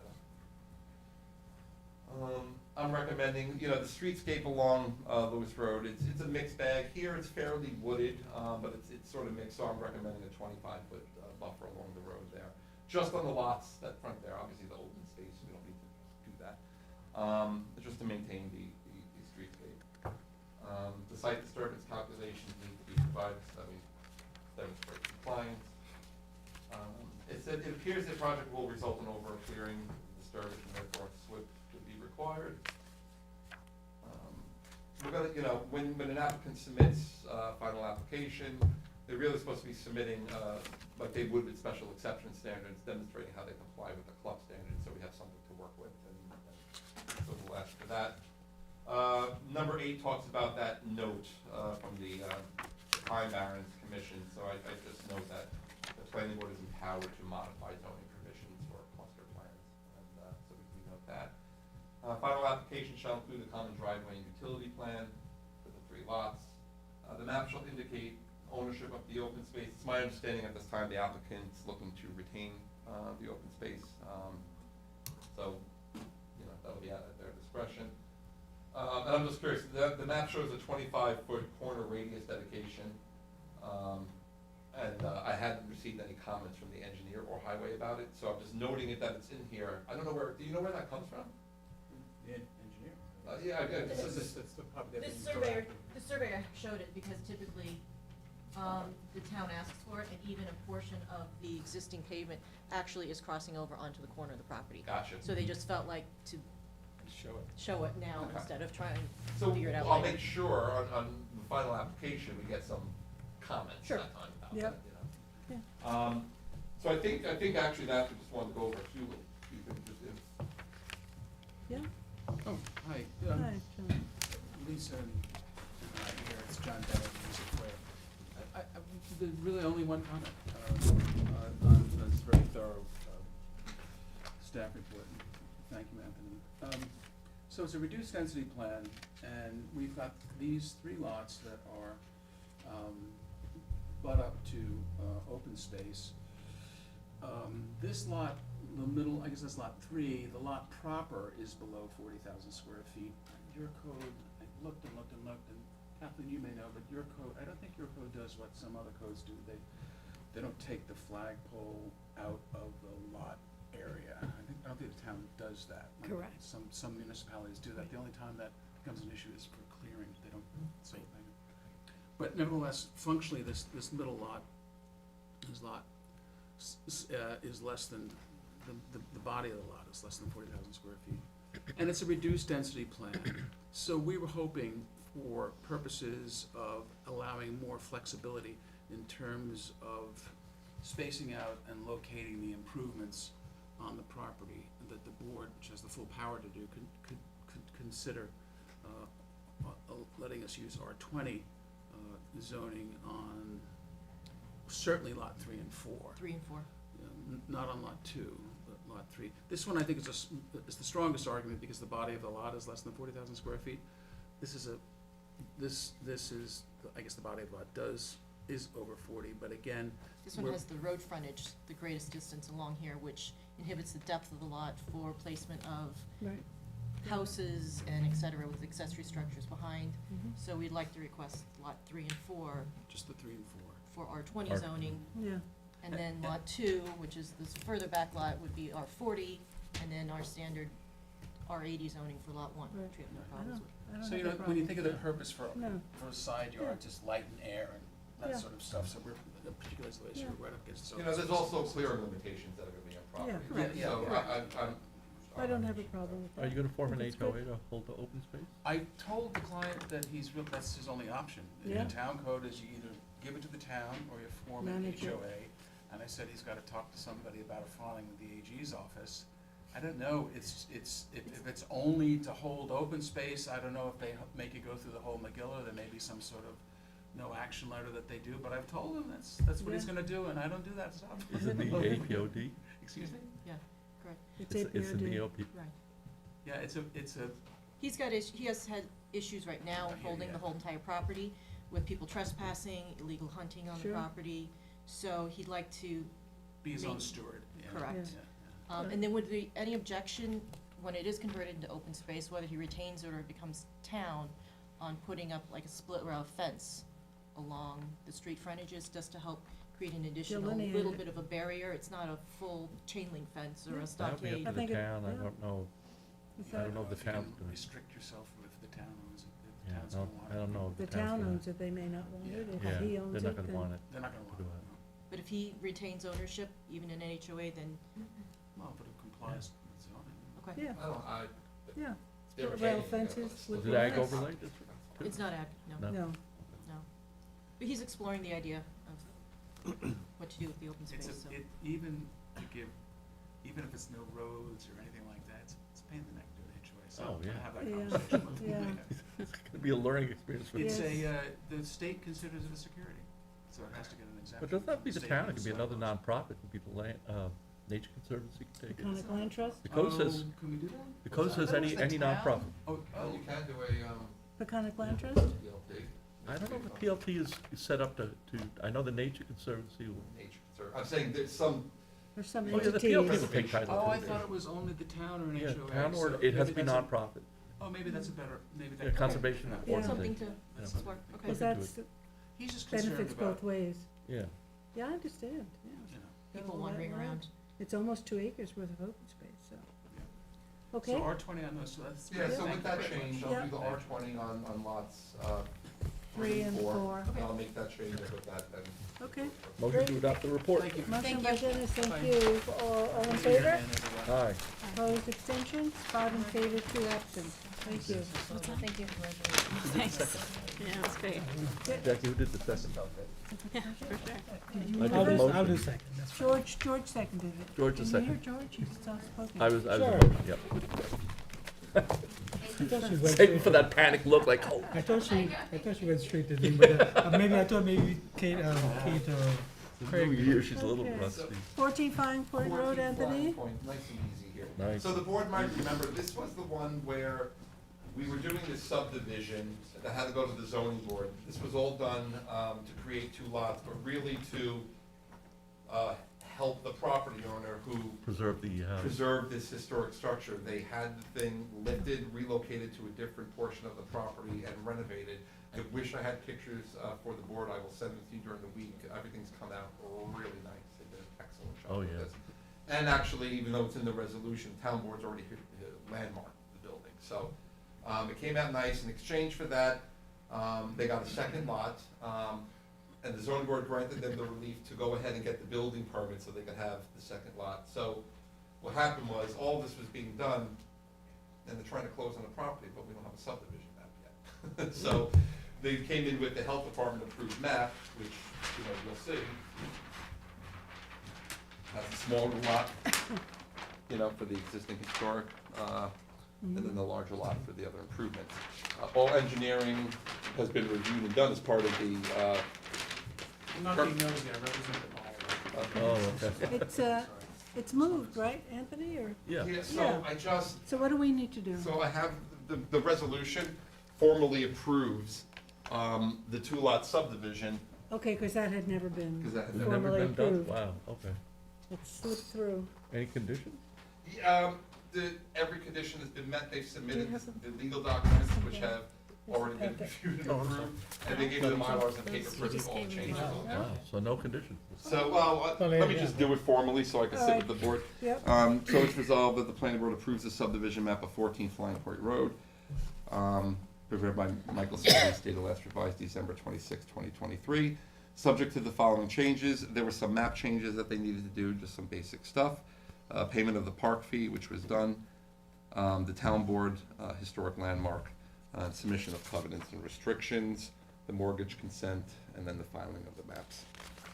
That's it. It's a And done we deal. dated today, Yeah, okay. dated today. Motion.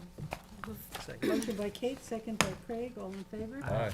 Uh, Opposed, abstentions, 5 in favor, 2 absent. That was easy. That That an was one. easy, thank you. We close that window. Close the window? Jackie? Yeah, please. Temp drop. Thanks, sir. Teresa, 215 East Montauk Highway. Oh my God. Did you have any of those? Only 2. 2? Now, who made New Year's resolutions? Against, right? Actually, How long will that hold? Espresso bean, perhaps? Lens. I'm interested in what's in the can, yeah. Yeah, we're going for the good stuff here. And baked by By Kristen. Teresa. Hi, good afternoon. This was the pre-app subdivision application of 215 East Montauk Highway in Hampton Bays, which is just west of the canal. We had a pre-app hearing in November, and then it was scheduled for review at the December meeting. However, the applicant had requested adjournment and postponement of the review until today. The applicant is seeking a 2-lot subdivision. Presently, the front lot, lot one, is going to require a variance in order to subdivide the property, as it has to be made smaller in order to provide access to the rear lot in the flag lot. So they are having to go to the zoning board for a lot area variance for the proposed subdivision. The applicant is here via Zoom, and the fire marshal's office, the Hampton-based Fire District, engineering, conservation, and the CAC, as well as the health department, all weighed in, and their recommendations are listed in the report. But a summary is that, that they need to obtain the required variances from the zoning board of appeals. That's item number one. Item number two is in the event that they need, that they obtain the required variances, they can proceed with a two-lot subdivision. This is classified as a type 2 action. It is in an archaeologically sensitive area, so they would need to submit a phase 1B archaeological report as part of that final subdivision application. In order to screen the resident from on proposed lot 2 from the existing overhead transmission lines, as well as the Long Island Railroad, a conservation easement extending 50 feet from the northerly property line is recommended. Clearing restrictions consistent with Aquifer Protection Overlay District requirements is also recommended on the properties, mainly due to stormwater runoff issues, close proximity to the Shinnecock Bay water, watershed, and I believe it is technically outside of northern long-eared bats, but it is recommended that clearing restrictions are established. They are recommending a common driveway for the proposed lots in order to limit access in egress onto Montauk Highway, which, as you know, is this portion is a very busy road here, especially in the mornings. Monuments needed to be provided pursuant to the engineer. They also need to provide the drainage for 3-inch rainfall. It's located in a stormwater management zone, and per the engineer's recommendations, that needs to be submitted on a revised map, or noted on a revised map. And this portion of Montauk Highway is considered a county road rather than a state road, so that needs to be corrected, and a DPW curb cut will be required. And concrete sidewalk should be extended across the frontage of the parcels to connect to the adjacent properties. Can you put the map up, please, Teresa? Hold on one second.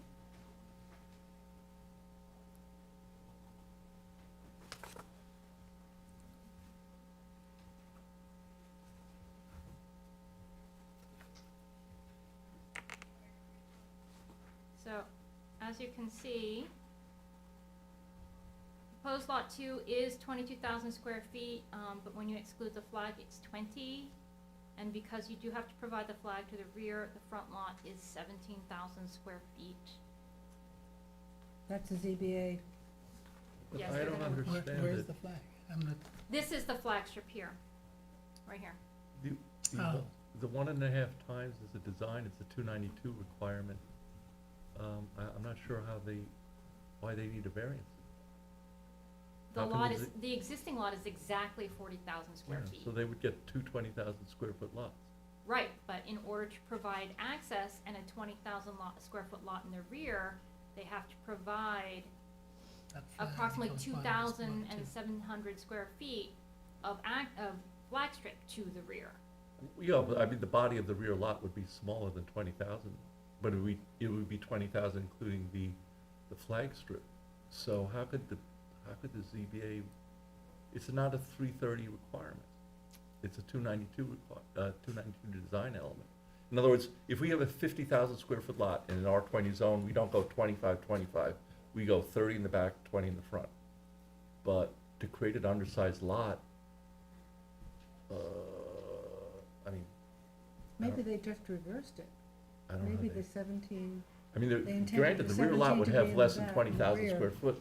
I think part of the problem also would run into the setback from the rear here. If you reduce this lot here in the back, you start pushing this back, this back much further, and you're reducing the front yard, and you're reducing the envelope. Yeah. Right, they're choosing. What's the railroad They made a They're, statement setback? on this. they're choosing to try to get a better building envelope in the rear, Like by going- like making going the to front CVS? lot Smaller. smaller. Some more, Yeah. But, which they could do, Desirable and, is not. and probably design-wise might be better. Tiny. But, they could make them two 20,000 square foot lots, Right. but that one back is gonna have a very constrained building envelope.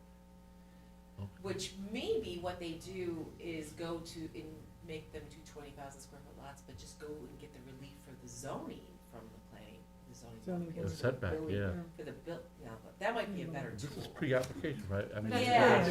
maybe So that's a you better, could suggest that as an alternative, Okay. maybe do that? I mean, usually Yeah. Christine, doesn't ZBA go And what for about the less- railroad setback? Is the what's least required from the variance railroad relief setback? The setback would be, That is the setback for the would rear be yard certainly to better the than lot. principal Lot area? building Yeah. envelope, that's Yeah. what they're showing. What's the footage on that, Teresa, for the railroad setback? It's 60 60 from the center of the tracks or the, from the property line. from the property Yeah, line, there's a 60 big hill feet? behind, yeah. Ooh. So that on is recommendation number constrained. 1, final subdivision approval cannot be granted unless the applicant obtains the necessary variances, either lot area I think Kathleen was is supporting setback or, also, or right? setback variances. Setback. Yeah, it's the least, it's less of a amount of relief. I wouldn't even say lot area, I'd just go with setback. Okay, Redesigned to be two 20,000 square feet Yeah, lots, two right? 20,000 Cause square it's foot lot. 40, Yeah. 40,000 square. Yeah, okay, that's good. Okay, and then, the resolution does recommend that, after I amend the report, it does recommend that the report be sent to the zoning board, when they, submit application to the zoning board. It's our referral. Yeah, referral. Yeah, that's an item we usually put in, to support your constitution. is anyone here for this? I think on Zoom, They're on Zoom. Oh, they're on Zoom, yes. It's the two, Or they So were what- supposed to be What's the on Zoom. name?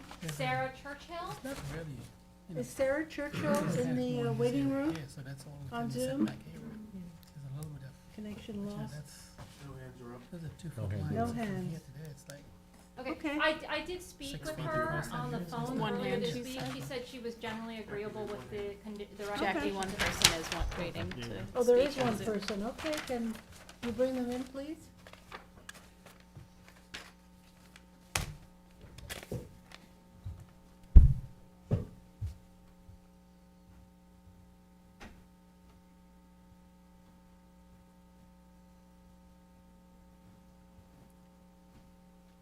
Hi, are you able to hear me? we can hear you. Okay, great. So, Could you give us your name? Sarah Churchill from North Star Engineering. Okay, So I was listening in to the comments, and I do think that we can make some changes to our site plan to accommodate those comments and the feedback. But my main question is with this, trying to make both lots 20,000 square feet, are you saying that for the rear lot, you would be looking at the total area to be 20,000? Because right now, the lot area excluding the flag is already, just above 20,000. Correct. The area, including the flag, would be 20,000. We acknowledge the body of the lot would be less than 20,000. That's why we're Okay, suggesting you go to the zoning board to get setback relief. okay. So, we can adjust our plan to try to accommodate that. And I understand that we would need a variance for the front yard setback, if that was the case. So, yeah, we can try to make that change and see how it affects the overall layout. All right, okay, thank Great. you. Thank And- you. thank you.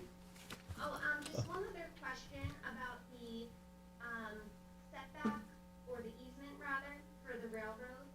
So would that encompass, you had mentioned a 60-foot setback from the property line. Would that mean that they can't put any structures in that area? Would they also have to vegetate it, or is it just an easement to not allow any development in that area? I don't, Like, would there need to Good be a screen, question. a vegetated screen? It would just be that you leave it alone. No vegetation, and no development, and no cutting of the existing vegetation. And no structures. And no structures. Got it. Okay, thank you for clarifying. You're welcome. Thank you. Any other comments from the board? Motion to adopt the report. Motion to adopt by Dennis, second by Craig, all in favor. Aye. Opposed, abstentions, 5 in favor, 2 absent. Thanks, Teresa. Claire, you have the Puccio? Yeah, that's an extension of the action deadline for a month, Yeah. Another, till February 8th. We're still awaiting updated plans, which we reviewed with the town engineer, and then we'll review the staff report on the 25th. is 1 month okay, or do you want to? Yeah. Oh, they're very close. They're close, You'll okay. see them on the 25th for discussion, but I just wanted to make sure the action deadline is pushed to the 8th Okay. on this one. Motion to extend Puccio to Feb. 8th. Motion by Craig, second by Kate. All in favor? Aye. Opposed, abstentions, 5 in favor, 2 absent. Number 8, Thames Marine Inc. Yeah, so that one you approved back in October.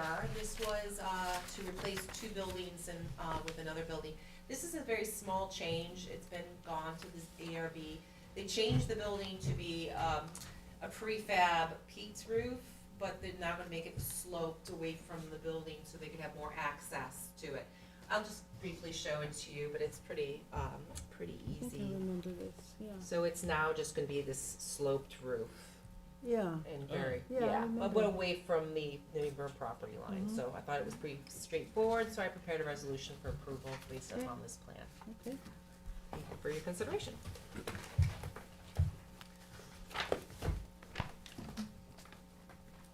So if you wanna adopt it, do you want to see the resolution, it just says Yeah, approve let the us see the plan. resolution. You Sure. can just pass it out. Of course. Yeah. I don't remember this one. Do you have an overhead?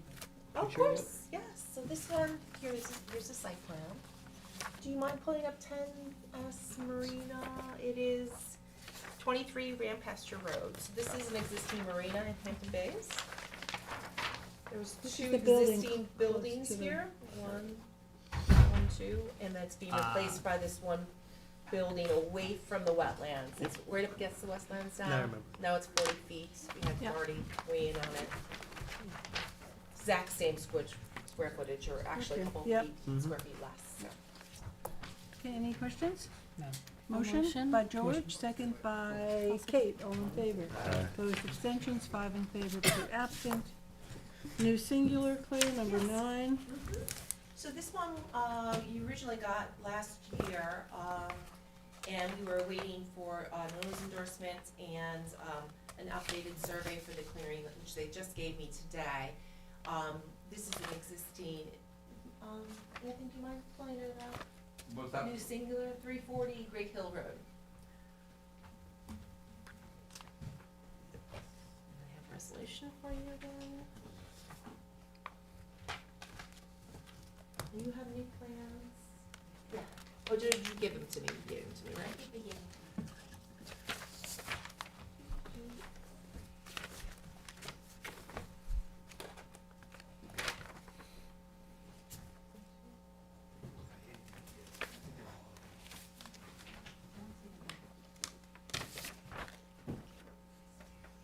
You probably did.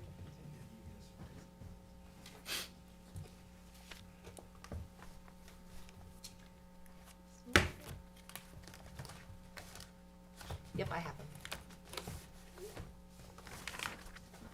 This new plan shows the, Were they replacing something, Claire? yes, there are, so with existing cell towers, you can put up to 6 new antennas on them. They're asking for 12 in this case. It's an existing tower. We do encourage this, but it does require site plan approval, so it does come to look at you. They're on the, this is a situation where the tower is external, it's got the guide wires, but they're doing additional antennas on it. And I do have those plans that show the antennas being added to them. So there are 6 on there now, and they're adding 6? Right now, I'm not quite sure what their number is, but the total is 12. So once you go above number 6, it has to come to planning.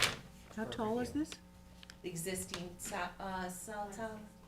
You wanna come up here? I'm sorry. You can just identify yourself.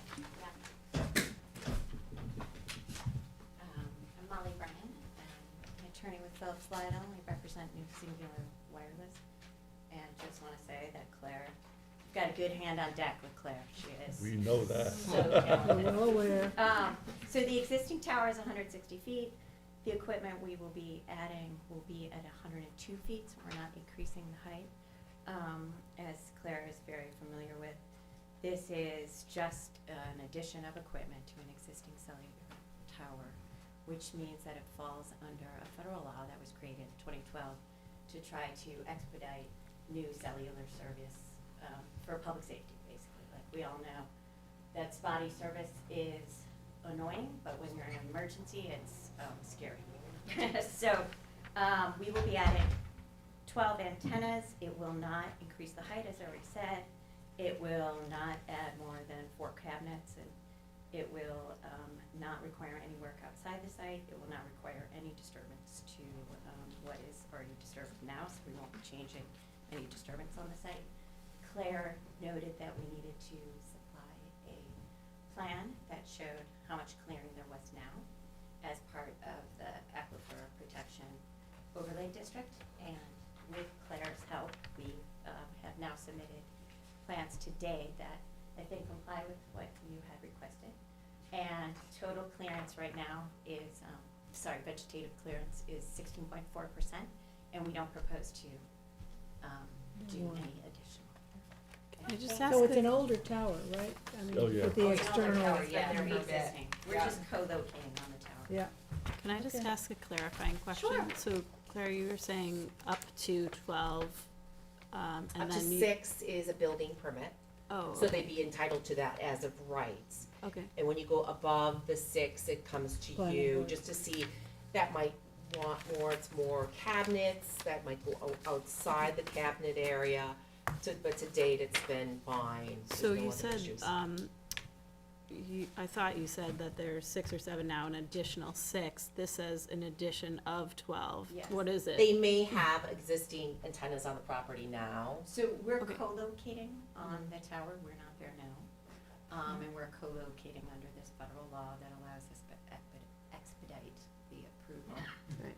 So I was you're- just trying to get to what is the total 12. number? We're adding, Adding 12, not Yes. adding to get to 12. right. Okay, got They're it. not, yeah, they don't have Thanks. any on, No I didn't have that co-location. knowledge, Got but it. I knew they needed us anyways, because Yeah. they're Okay. way above the 12. If they were doing a swap out, again, it would be a building permit, Okay. just to swap something out. Got Yeah, it. and so we have filed our paperwork with the building department. Because it's under this expedited federal law, it's subject to a time constraint, and that, what is called a shot clock, is going to expire January 30th. That's why Claire has been working so closely with us to expedite sort of working through this part of the process, so that we can get the building department to review and weigh in before January 30th. Does that make Okay. sense? Yeah, definitely. Are Thank you. all 12 antennas the same size? Yes. And include radio heads as well, and a cabinet on the ground, but already on the above grade, existing platform. Does that make sense? It's definitely a dead zone there. It's beautiful up there. Any Probably other because of questions? the Aquifer Protection Overlay District. Yes. Yeah, it's really gorgeous. Part of it. Any Thanks. other questions? Okay, motion to approve by Dennis, second by Craig, all in favor. Aye. Opposed, abstentions, 5 in favor, 2 absent. Anthony, you have Hampton Six Realty Corp. Yeah, unfortunately, they couldn't come today, so we're doing an extension until January 25th. Okay, an extension to January 25th, motion by Craig, second by Dennis, all in favor. Aye. 5 in favor, 2 absent. Certain Solar, Yeah, we had a work session last time, or a month ago.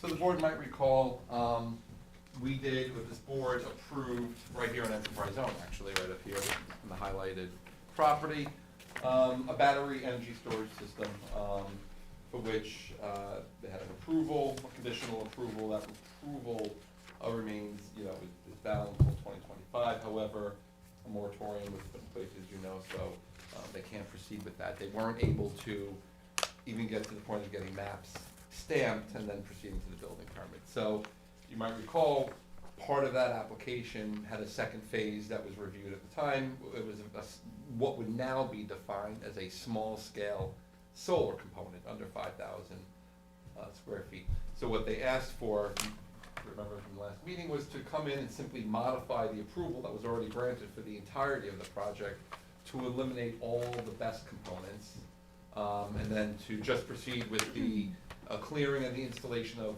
the 44 solar panels and associated equipment. And so they did, in fact, submit revised plans, which shows bare minimum improvements happening there, just the clearing, which sits at 35%. They're allowed 50, by the way, under the code, or under the subdivision. 35% clearing? They're doing 35%. So because this is just a modification to that approval, I have a resolution here. And if we just go to, we didn't need to do a public hearing, we didn't really need to do any other referrals since everything had already been reviewed. Right. So I have a resolution to approve the modification, which is to eliminate all components of the battery energy storage system and to permit the installation of a small-scale solar project which includes 44 solar panels and associated equipment along with the clearing. Just a little side note for the board, the way the code is written, technically speaking, small-scale solar projects are eligible for an administrative site plan review. They don't have to come to this board. However, you have to have a site plan approval in order to do an administrative, and I don't have stamp plans for this, so they had no choice but to come back here. So recommend the approval subject to the following conditions. Number one, condition of approval, and with the filing of a covenant, the property owner agrees there shall be no vested rights claimed for any component of the battery energy storage system, which shall be binding upon the parties hereto and their respective successors and assigns, and as a covenant that shall run with the land. So that's really just to, protect us there. B talks about the northern long-eared bat, so this talks about the seasonal tree cutting requirement, and that anything outside of that requires a taking permit from take permit from the DEC. Installation of the project limiting fence at the edge of the proposed clearing to be inspected by staff prior to the issuance of a building permit. No additional clearing without further planning board approval. Both a building permit and an electrical permit shall be obtained from the installation of the solar panels and equipment. These conditions, by the way, that I'm reading to you come directly from the code as it relates to small-scale commercial products, so I wanted to make sure we just covered them. F is the solar system shall be designed, erected, and installed in accordance with all applicable codes and requirements and industry standards. Access to the solar energy system shall be maintained, including snow removal and any other obstruction. Solar energy systems, components, and associated equipment shall have required working space clearances, weatherproof enclosures, so forth. Solar panels shall have anti-reflective coating to prevent glare. Proof of adequate liability insurance for the solar energy system shall be provided prior to the issuance of a building permit. The solar energy system shall be maintained in good working order and with industry standards. The owner of the property, should the use become defunct or not being used, the town then has this section of the code which allows them to go in there and tell them to do something about it. Unlike when you get to a special exception, because we'll see this eventually, special exception for a large-scale commercial one has a decommissioning plan requirement and decommissioning fund. So they put this in here for smaller scale so that the building department could have them take it down. L and M talk about the lighting requirements. No dusted dawn lighting, and the lighting shall be shielded downwards, although I anticipate there will be very little, minimal lighting with this. Arrange for a pre-construction meeting with the engineering division prior to construction. To be completed prior to signature, submission of all specification sheets for the manufactured components. Notarized affidavit indicating compliance with the site plan conditions. C is submitting 6 sets of plans for signature. And then to be completed prior to the issuance of the CO or CC, I should say, an as-built survey so I can verify that clearing is in 35, the limits that were put on the plan. And that's all I have for that. Okay. Is there anyone here? Yes.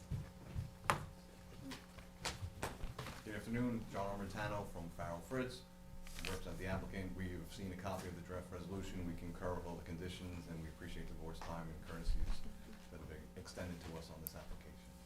Thank you. Thank you. Any questions from the board? No? Okay. Motion to approve? Motion. Motion by Second. George, second by Dennis, all in favor. Aye. Opposed, abstentions, 5 in favor, 2 absent. That's it, thank Thank you. you very much. Thank Hey, you. Jackie, do you mind if I just do Monte Calvo? Because that's my last Sure. actual, because then I can get ready for the meeting. Yep. Number 18 is Monte Calvo, a ZBA referral. Let me just, real quick here.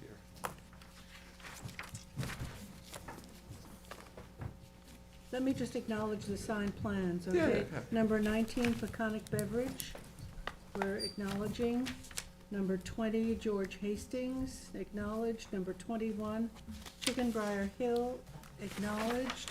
And then we added, these are add-ons, the Cordis Family Limited was signed, and 14 Flying Point was signed, okay?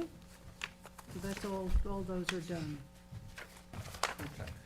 So, Monte Calvo, let me preface this by saying that Dave Gilmartin is going to be coming back to this board for a work session with his engineering team to present this application in more detail to the board. Right. This is Bianca Riverhead Road. Ignore this shaded here, I don't know why that is. Everyone's familiar, you have the Old Country Road to the south and then the highway to the north.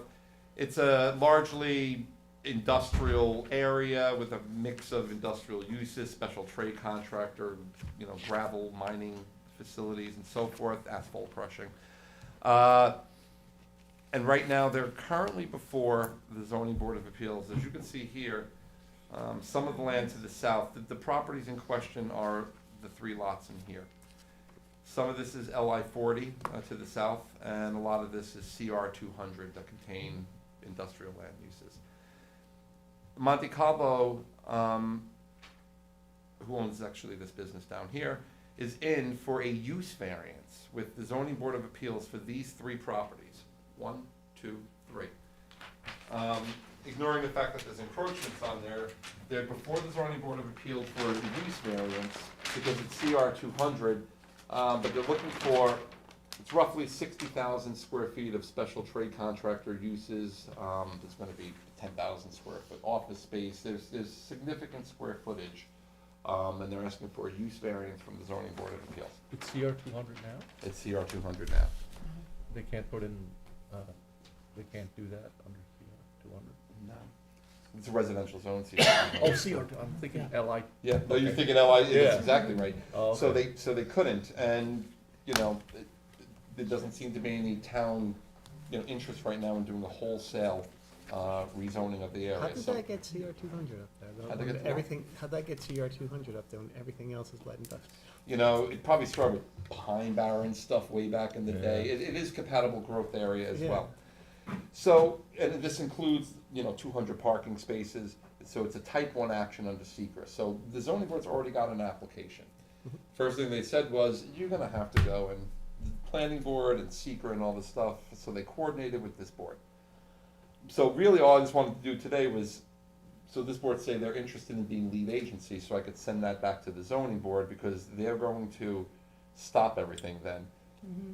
You're looking at me because I think of timeframes then. Right. Dave Gilmartin has given us a written waiver of all secret timeframes once you establish lead agency, because he's gonna come back and go through this whole project with the board, and then we could talk about what information we would need and all the rest of it, and how we proceed with secret. The purpose was, though, to just let the zoning board know, yes, planning board wants to be lead agency. Dave Gilmartin indicated to the zoning board at that meeting. I assume that this board doesn't want to be lead agency and that the planning board will. And so basically, we could just do the lead agency, it goes back to the zoning board says, okay, planning board wants to be lead agency, we can't do anything now until they're done with secret, and then everything's in your hands. Right. If the board, for some reason, is not comfortable doing that at this point, Dave said that we could adjourn the matter. I don't particularly care, because I got the written waiver of secret timeframe, so now you don't have, Right, when that's you do good. the lead agency, 30 days to make a secret determination. Anthony, have they considered a zone change rather than a use variance? If it's CR 200? Yes, I believe they have. And? Nobody wants to go to the zoning board of appeals for a use variance. No, I mean, that's just, it's a high that's just, bar. nobody wants to do that. So I believe they're there because this is sort of the direction they felt they only had at this point. And Rather there's- than a zone change, Rather rather than than a make zone a change. Well, commercial. zone change is legislative act, it's Yeah. much high, believe it or not, it's a higher bar. Is there any pre-existing non-conforming on there now? Like, There's legal for some additional encroachment. non-conforming use? There's some encroachment, Right, up there. Probably is. right here, from this business down here. But that's his business, But right? that's his business, but they don't have any, as far as I Approved know, pre-exi- or any like approval for any yeah, pre-existing It's commercial compatible use. growth, What's that? compatible growth, Yeah, compatible Wow. growth. gotta go to Pine Barrens. They got a plan It's gotta go to the Pine yeah. Barrens. They Yeah, need a- Would they need a waiver for this? potentially. Yeah. This, and that's the thing here, is that, Yeah. we're gonna have a work session with, Yeah. with Yes, the applicant. major. So I didn't know if the plan had any concerns about just saying, hey, we'd like to be lead agency No, on of course, I Absolutely. think so. Okay. Then it's a Sure. waiver from what? A waiver from the Pine Barrens Development Commission. waiver from the Pine Pine Barrens. Barrens Commission, whether they get it or not. This is a tough application. Yeah, Yeah, it's not gonna be a, not an easy one. No, it won't be, so so then the action is that the planning board, Assumes lead agency. once it, lets the that's gonna zoning be our board know message, that. our report to the ZBA. Yeah. Yeah. You Okay. need a resolution to that? Motion? Yeah. I'll move it. Motion by Dennis, second Second. by Craig, all in favor. Aye. Opposed, abstention, 5 in favor, 2 absent. Okay, we've done 19, we've done 20, 21, What about go Atlantic? back, Claire. Now we gotta Oh. go back to. Claire's up to We're back to Bridgehampton the Commons. You're done, Anthony, right? Here, you want I will, I'll use that, Perfect, then you can maybe use not this for this Claire, one. the Bridgehampton Commons, the Barnes and Noble sign. Yeah, Kevin, I think Gina or someone from Mercari Signs might be on. What were the names again? Gina? All that's on here is Okay. Okay. Carl's But waving then- at us. I don't know what that means. Oh, is this the one where they violated the sign standards? Yes, it's Well- huge. Well, Claire went through a whole analysis, and yes, Okay, so oversized. this is what we looked at on the December 14th meeting, and the chair at the time, and I think the board agreed, Photos. they had put the sign up, which was, I'm sure you love already, for the Barnes and Noble, which is in there.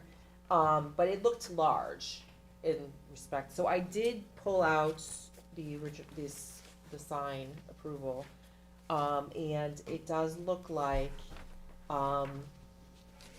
that it is large. It doesn't actually have the dimensions here, which is actually, I emailed them to ask them what that dimension is on the length of the sign. But basically, looking through the signs, they're between 8 and 12 feet, so if Right. they can be 12 or less, I think that's Mhm. something you might be able to approve. So if they are not here today, I can give them that feedback, Yeah, and we'll use absolutely. that. And just again, Walgreens is the closest one, which was another like individual sign rather than the one with the master sign plan, and that's 11 feet. But you can see it's centered in the window, where this one is obviously larger It was than like the Building over right 20 over feet, window. right? It looks So it does- enormous. That's why you, Yeah. from the look of it, it looked larger. Though it complies with the code, it does, but just the whole master plan of what you've worked on, Yeah, that makes sense. So, I'll give that feedback to the applicant. But it and complies hopefully with the come code, but not with the sign standards. Hmm? It complies with the code, but not the sign standards? back. It complies with the code, but your purview and the ARB's Right. is design. So Right. the entire, everybody else is at max 12. 12 feet, Right. Whatever this is, it's more than 12. yeah. Because just looking at that window, it just looks like Sure. it is, so. Was it an honest mistake, or was it a? Oh, I think they That's just said, fine. oh, it complies with the code, which is Okay, true, but the whole, You give us a whole sign Master plan sign for this. plan. it's a whole Yeah, master right, sign plan right. in design as part of your Yeah. purview, which is great. Yeah, I remember So we spent a I can give that good We amount spent of a time on lot of that, time yeah. on that. So what's our action? Nothing right now. I'm going to give the feedback. They've come back with a plan that shows the sign at 12 Just feet. reduce it, make it Yeah, 12 feet. and then give us a new plan that shows that. Yeah. I think that's good feedback. So, no action No on that. action. 14 is Loaves and Fishes, that's Carl. Blessing Fields? Blessing Fields? Number 13? Oh, sorry. Blessing Wait. Fields. Sorry. It was very polite, Carl. So Blessing Fields, and I will pull it up here so you can see the plans, so I just want to make sure you have this. Good afternoon. Hi. Mike Shiano and Sabrina Kelly from InterScience Research Associates on behalf of the applicant. Happy New Year. Happy New Year. So what you get for being number 13 on I know, I'm lucky. the agenda here. You're last. So where we're at is that we've reviewed this site plan and we've been waiting for the town engineer on this, and they've come back with some conditions which will make conditions of approval in this case. But I want to show you the latest site plan on this. So it's a long, skinny piece of property that's actually part of west of that office building that you looked at, right?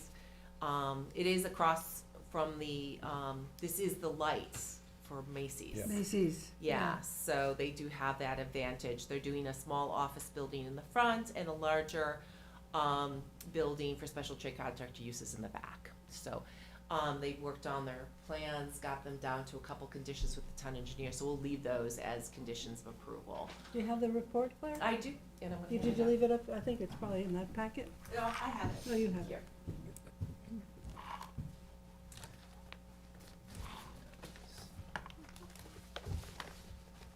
There's something over here. Was it this? Are these? Yep, that's my blessing. Yep. There you go.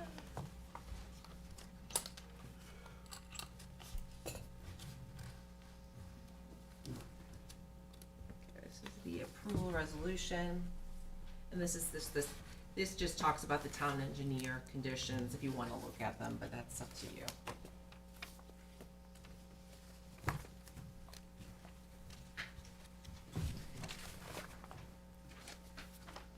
Want me to just briefly read them off? With Yeah. Yeah, okay, so it's on page 4 of the staff reports, they reviewed the plans. It's more than 1 acre, so it's gonna need a speedies permit. Depict ADA signs, existing contours should be light gray and proposed. Depict proposed contours, the fire apparatus road might not overlap with parking spaces. Designer may want to consider removing the curb islands between the two buildings, it may make plowing operations difficult. It'll be difficult to install the proposed 8x12 TA4 so close to the property lines. So they're gonna pull those back. We talked about that. Details extend sill fencing to property line with railroad for cleanup of existing material stockpiles, and the engineering fees for this. And I've talked to the town engineer and they're fine with these being conditions of approval. Okay. So I So am. you've incorporated them. Yes, I have incorporated, I'm just making them by reference, cause some of them were just comments, obviously, but, so they will have to comply with that. If you wanna go to the conditions on page 2, this will be a special exception approval and, the conditions for the site plan. That's, 1A, all plans shall match the parking layout with the required turning radius. B is note the location of 2 chargers, electric EV charging stations, right? On the parking lots, and then note the first 2 ADA spaces to have a shared 8-foot wide aisle. Compliance with Department of Public Safety comments, these are things like the Knox box, those kinds of things listed. E we talked about. F is the lighting on the poles and on the building should be mounted no more than 10 foot above grade, that's pretty typical. And then note this dumpster to be enclosed in landscaping pursuant to the code. Number 2A is the roof material to be non-reflective. This was a condition of the ARB. And then 3A, B, and C, they're all pretty general. The screening of the HVAC systems, the no dust on lighting fixtures, and all pro-source lighting shall be shielded. 4A is the future cross-access easement agreement for vehicular between the subject property and the property immediately adjacent to the east and west. Title cert, mortgage consents, town attorney approval. The the payment of the town engineer fee affidavit, it's actually 6 sets of plans, so I'm gonna change that. And maintenance bond for the landscaping that they're proposed. Have you considered, any solar on your buildings? We have not, only because at this point, I guess we had been through, it had not been considered up to this point. I know that you guys discussed it You at just length. heard that today, right? Yes. That's what I'm asking you.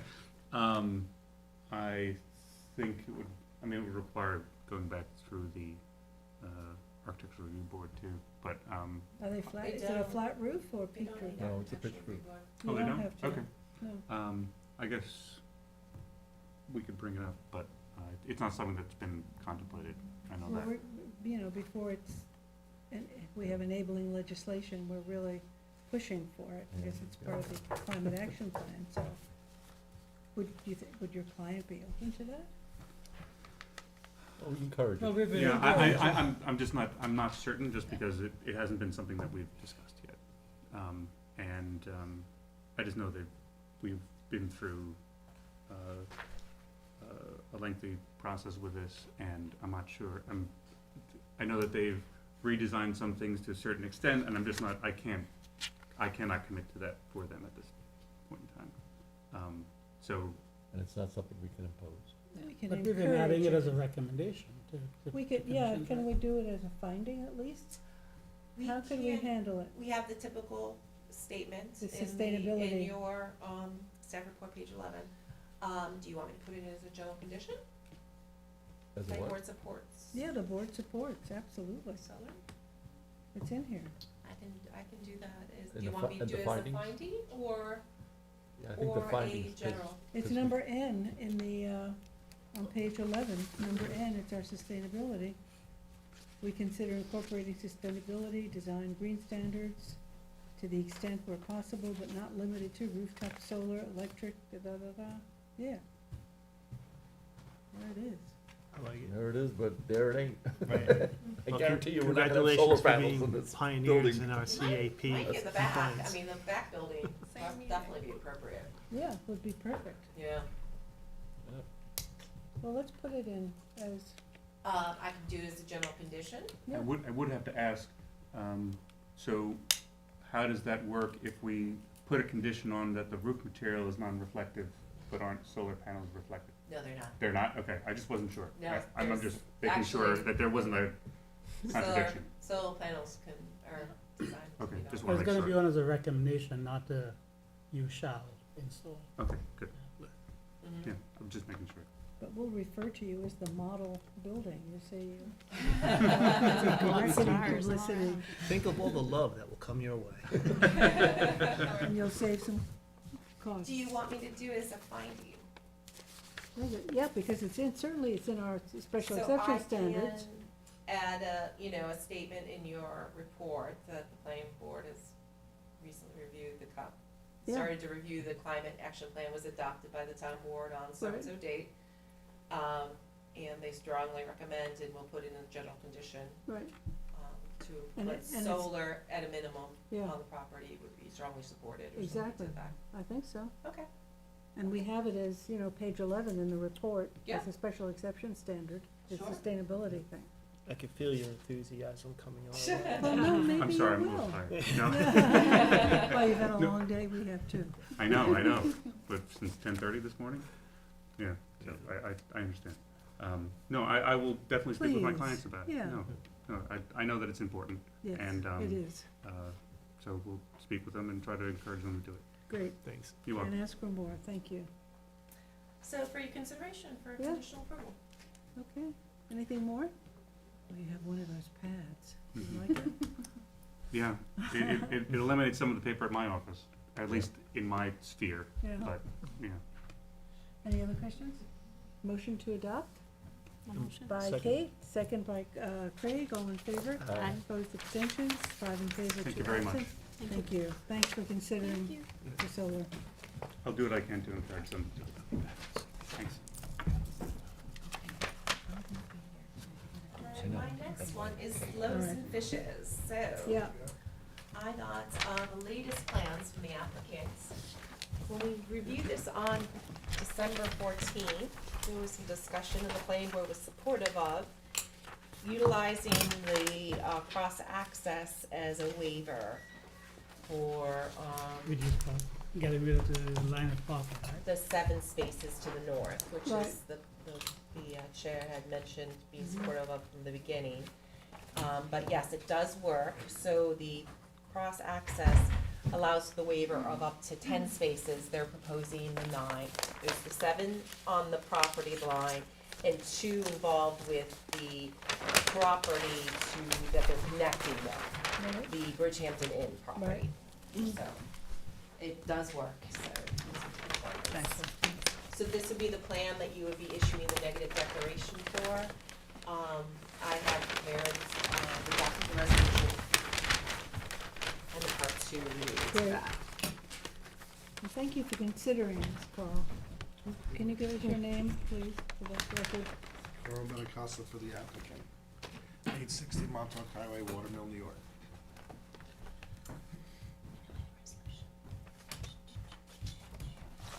Do you have the resolution?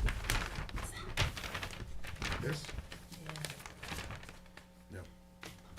That's Rothman Dynasty. Everyone just leaves their stuff. It's all my It's stuff. all Claire's mess. It's all my stuff. Well, this is the part 2. The resolution It's somewhere. is somewhere.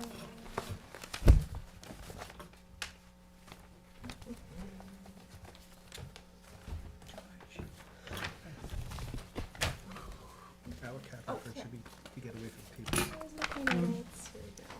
Well, we tried with those iPads, right? And they Remember were those? useless. Oh, my God. We couldn't get into them, they were never, There were 7 of them set up. yeah. This was back when I was. Yeah, when you were town planner. They were disasters. So, my suggestion with this is that we proceed with the negative declaration, this would allow the ZBA to go forward. Also, do you want to, I didn't prepare it, but do we want to update your report to the ZBA with just a sentence that says, based upon the revised plan, you support? Yeah, you elimination still of have that to go, parking? but you don't have to go to the ZBA now. There's further relief we need. Like? So portions of that, I don't have the plan actually. in Here, front of me. take this. Sure. So there's setback relief here, and here, and here that we need, How much? less than 10%. They're very minor Yeah, variances. you way setback, right? Yeah, and then you still need relief here, because this is still a 34-foot buffer when a 50 is required. Mm-hmm.